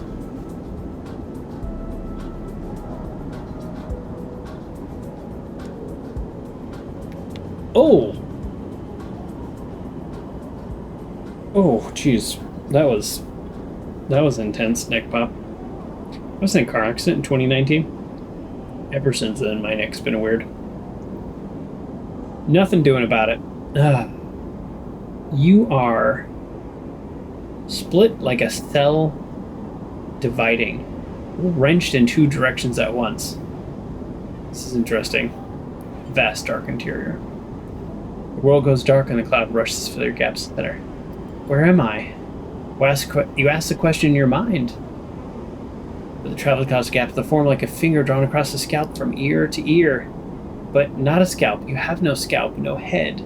You're stretched out like the skin of a drum, looped like a string of a noose. The smallest vibration echoes across yourself like ripple across the puddle. And then you feel it, a strong pulse, like a heartbeat, like thunder, like footsteps, a flickering, a trembling, a thought coming into being. A thought that flickers in front of you and you recognize that it's not your own. Assist, burial. Assist, offer help. Assist, a sickness. Disintegrate, the thought answers. You fold up blankness. Then a moment after you unfolding like walking, partition to divide, apparition to appear, partition to suffer, apparition to appear, dwelling, indwell, the thought answers. You stretch into infinitude, then a moment after you contract like waking, inspiration to haunt inside, inspire to grow inside, instill to flow inside, substitute, substrate, the thought answers. Then it approaches, then it enters, then it is yours, you split. Then the moment after you reform like waking. And then in the cracks that seal up, for a moment in those cracks, something glows. Sleeper, I'm here. Your eyes flick open, then shudders. Junie face is closed, with the eyes wide. Well, that was interesting and surreal. I like that. That was the best dialogue in the game so far. They do like to talk in this game. 'Cause they didn't have to pay anybody to read it, so I gotta read it. They're awake. She calls over your head. She looks back at you. Easy now. Take it slow. You twist, floating, turning your head as you were underwater, feeling the resistance of a body you'd already forgotten. How long has it been? You feel the weight you haven't felt in. You're okay, sleeper. Tell us you're there. Junie listens. I'm okay. They're okay. I'm glad to hear that. You hear Junie Mee's voice comes into focus. The process was successful. Gene Min floats beside the chair, his hand clasped in the businesslike fashion. I was able to access the frame directly, without your emulation being present. I ran the administrator level diagnostic process built into your system and received the results. It takes a moment to gather yourself. Your frame is indeed changing. The protein chains that code your biosynthesis organ group cells replacement have been altered. To put it simply, your body is allowing you a new set of instructions. Like cancer? Did the reboot do that? No, the reboot and recoding you underwent simply stopped those protein chains from artificially decaying, breaking your dependence on the stabilizer. This process, the stabilizer, you're an android with the human mind in you, and you're supposed to work it off. Now, they convince you, the corporation makes it so you can't run off because you need a stabilizer. So there's these kind of black market ways to get rid of the stabilizers, essentially. That's what that is.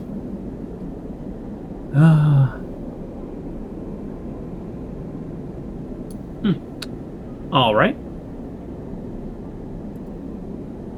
This process, the entire replacement of your protein chains, could have only been activated over multiple doses of specialized substance. Ah, the guy that's chasing me, this is why he wants me so bad. He is trying to turn me into something else. He's been injecting me with stuff. And the reboot was like part of the final plan, and he's going to recode me. And that all got interrupted. Carefully planned out process of total substitution.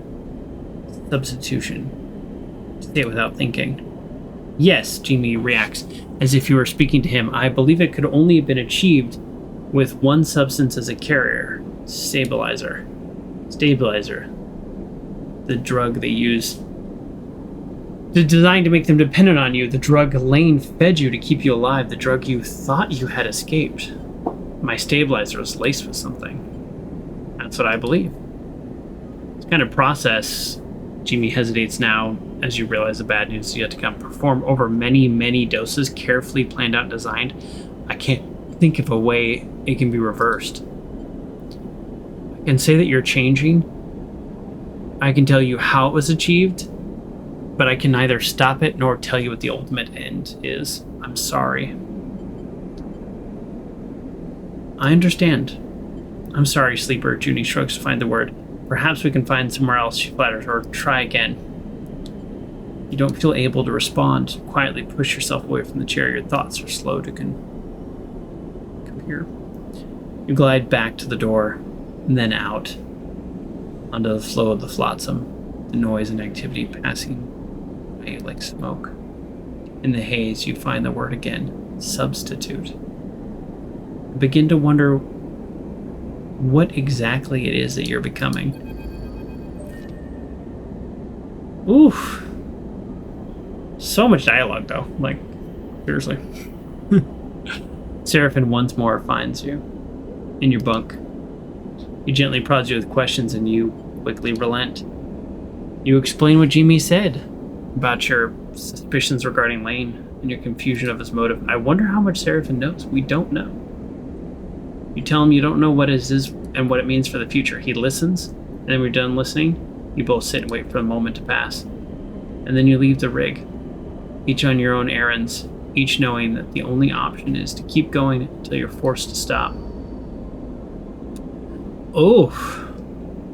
Well, that's not amazing. So do we want supplies or fuel? We want fuel. No, we want supplies. Oh, look, it gives you a little key to what they are. So Junie is good at interface. That's the only person that's a plus. Eugen is the only one that has the thing I don't have, but every mission I go on, it's not needed anyways. All right, we have 5 points now. Do we just finish off engineering and then we're just the best engineer? That would be pretty good. Bliss can engineer, but she's not plus engineering. Oh, I really want to just knock at engineering. Okay, well, hold on. Let's see. We got 1 star, double arrow, this guy, plus... So everybody has our skills in one way or another. But I like Junie and Bliss. I don't like Eugen. I just don't like Eugen. So that would be this one. Engineer. So if I get the if I do the plus, the Endurer, then I would have that would kind of like round out some skills. All right, let's do that. I don't know. I don't know if I feel great about this, but I did it, so whatever. And if I get 1 more point, I think I might do this one where neutral also affects it. Because I've been getting a lot of stress on missions. Okay, so I want them to gather supplies, so I need to buy fuel while I'm here.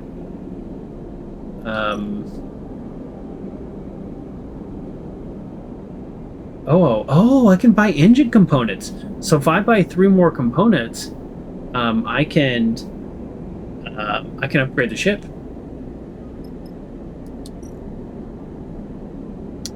Fuel here is not cheap. Okay. If I go here, the payment, I might want to do this one just to get the money. That's 4 fuels. Let's buy 4 fuel. Although every other mission we've done for money has, like, turned out was like, well, you don't really get the money. You gotta do something else. Yeah, we just have such bad dice like this turn that I'm just like, eh. Hey, we just got Endure. Sure. Work the hydroponics. I'll probably get food too if I pass this. Called it. Only 8 credits though. Alright, this is like...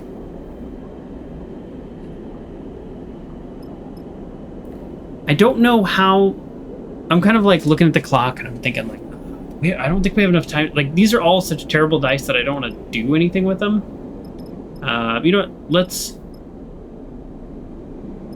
If there's no other mission on here that I need to do, so like, let's go do... You know, let's go do this one. I think. I don't know. But the question is this going to take 5 minutes, or is this going to be like a whole big thing? You know what I mean? So I kind of, but I don't want to like end the game here and then whatever. I don't know. Sorry, I'm kind of rambling. Because I just don't want to do anything with these dice. Let's fill our supplies. Anyways, we have to do that. Let's fill our supplies. Which one's supplies? Are you supplies? You are supplies. We don't have a choice. We're like out of money, so not my favorite thing.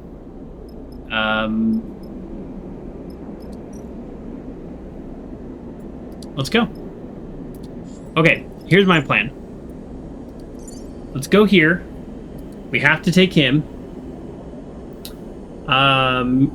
And I like Bliss, but Junie has this. That's just a plus skill. That's just got to be worth something. But she also only has like 3 stress. I have this one.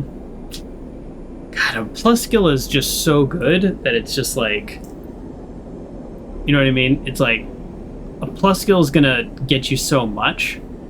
All right, what does he have? He's got the skill we just picked up, unfortunately, and then the arrow. Oh. What did I click? Should I save it now and then do this when I come back, or should I go there? I think I should. Okay, here's my plan. I'm gonna go there and then save it, because if I don't, then I'm likely to completely forget what my mission is and then like start to go off a different direction. So that's my plan. So the only thing is, do we take Bliss or do we take Junie? So I don't know. We have to take him. I'm just Mark. What time is it for you? It is 11 p.m., but I like have not been sleeping well this week. Big surprise. I don't sleep well at all. So I'm like kind of exhausted. But have you played this, by the way, Mark? And also welcome back. How you doing? Have you played this? And if you have, thoughts on who I should take? I just think Bliss is just has just been always glad that I've taken. So I don't know. All right, let's do it.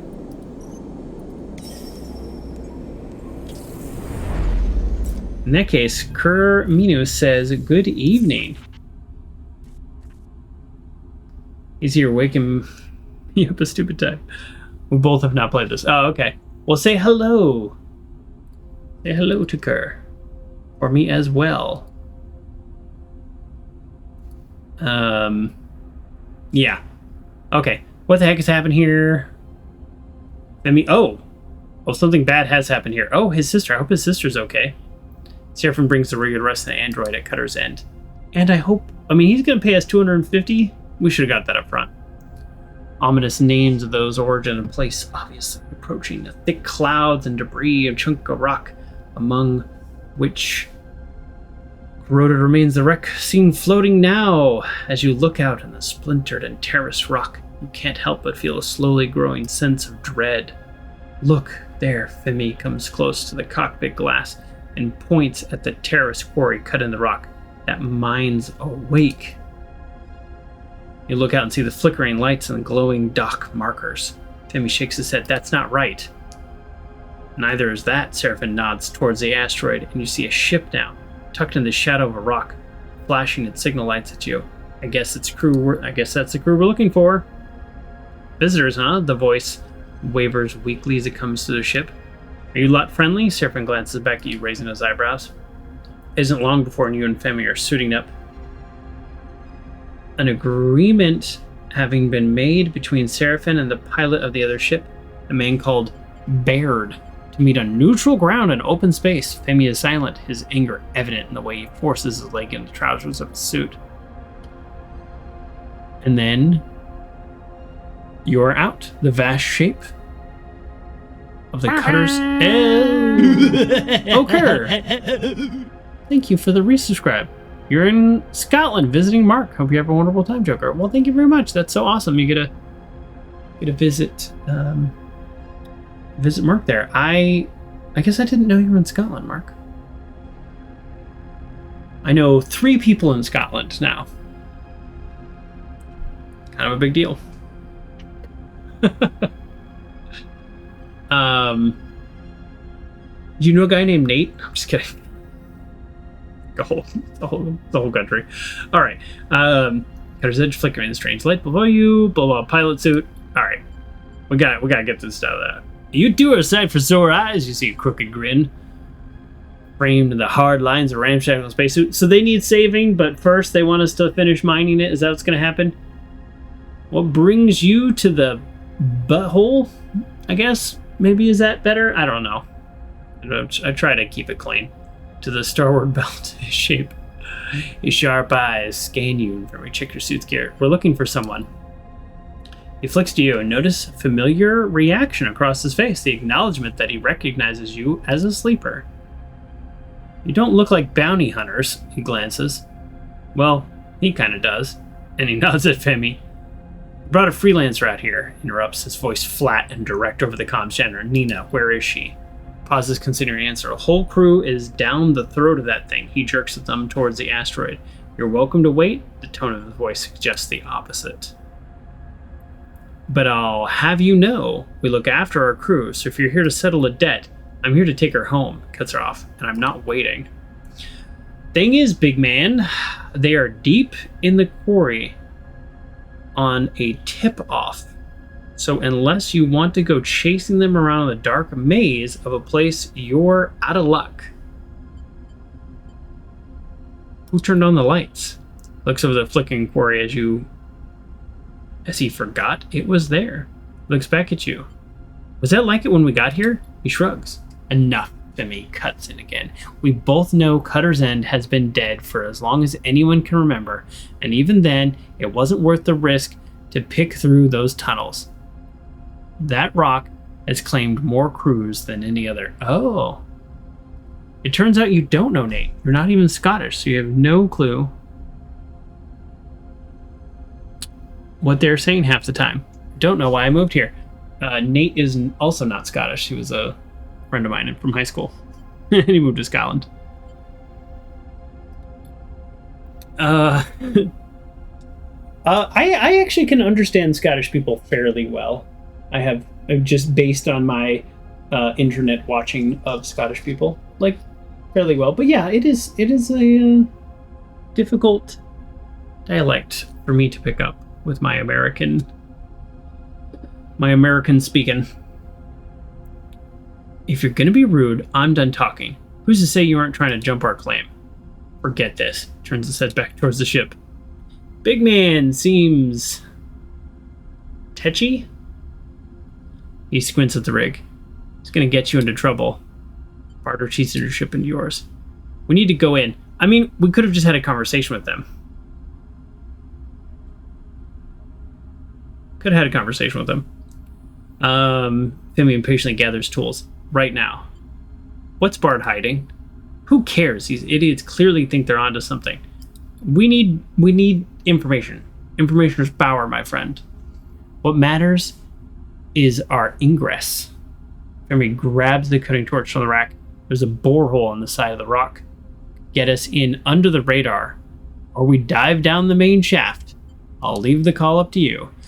Bliss arrives at the airlock and stares at Fimry, angry tool gathering. Let's keep it cool heads. They glance at you. Rock looks dangerous enough, even when you're thinking straight. If you bump into somebody you can understand, that'll be Nate, and you'll say hi. Say Joker says hi. He'll know. You get ready to depart. Well aware that you are heading into a situation you don't quite understand. Oh yeah, there's a lot I don't understand. Here's our borehole if we want to go in the back end. And then, of course, we have our central shaft if we want to just push straight through the middle. We do have our plus skill here now, so that's pretty good, but we're also an engineer. So we would have +2 if we did, in fact, do that. We have a 1 die, so that's no good because we can't use our push on that and guaranteed success. We could use our push on the 3 and guarantee our success. And yeah. So if there was something that wasn't dangerous, I would use my single die on. But there is nothing that's not dangerous. So let's call it there. Oh, geez, I didn't even notice. He rolled terribly, and she rolled pretty terribly as well. So, great first day. Something tells me Central Shaft is safer. Looks to have collapsed on itself. Via the Central not be so. Central Shaft not safer. Borehole safer. This dark borehole cuts deep into the body of the asteroid. Where it leads unclear, so be careful. Okay, so they're both dangerous, which makes sense because it literally says dangerous. All right, 10 seconds is last autosave, so good to go there. We don't have to worry about it going back, although I'd love a reroll of all 4 of my dice and then the 4 of their dice. It's 8 dice, and I don't really love those rolls. So we're going to call it there. I'm still very much enjoying this game. It is longer than I thought it would be. We finished the first one in 3 parts, not really kind of pushing it, keeping it cash. I don't feel like we're working towards an end, really. So I don't know how close we are to an end. I don't feel that we're very close. But then again, like, we don't probably, like, this contract, this I'm guessing this contract is completely optional. So for example, we just didn't have to do it, and this is, going to take up a good amount of our time, so that's okay. So if this game takes a little bit longer, that's totally okay. Talking about my schedule a little bit after we finish this game, we are going to do, I cannot remember the name of this game for some reason. It is, let me get the name right, Uncharted Legacy of Thieves. So that's Uncharted 4 Legacy of Thieves. I did play that on launch back in the day, so I've probably got like 1 or 2 more parts of this. I don't know how long it is. And then we're gonna play Uncharted, but I haven't played the like add-on. So there's some content there that I haven't played, but this is years ago. And then after that, we're looking at September plus now. We will be starting our Fallout 4 Caveman run. I'm very excited for the Caveman run. I don't have any props in reach to show you, but I got props. I got things coming. So we got a plan. So that'll be fun when that happens. So we're going to leave it there for now. Join me on Wednesdays to continue this game, and then Nathan Drake, and then Fallout 4, or on Saturdays, we're currently doing Lego Lord of the Rings with our Saturday morning cartoon. So thanks everybody for being here. Thank you for the resubscribe. Kerr just recently. We got some bits earlier from Uncle John GT, and Evo also resubscribed. So I do appreciate that. And see you all later. Bye everybody.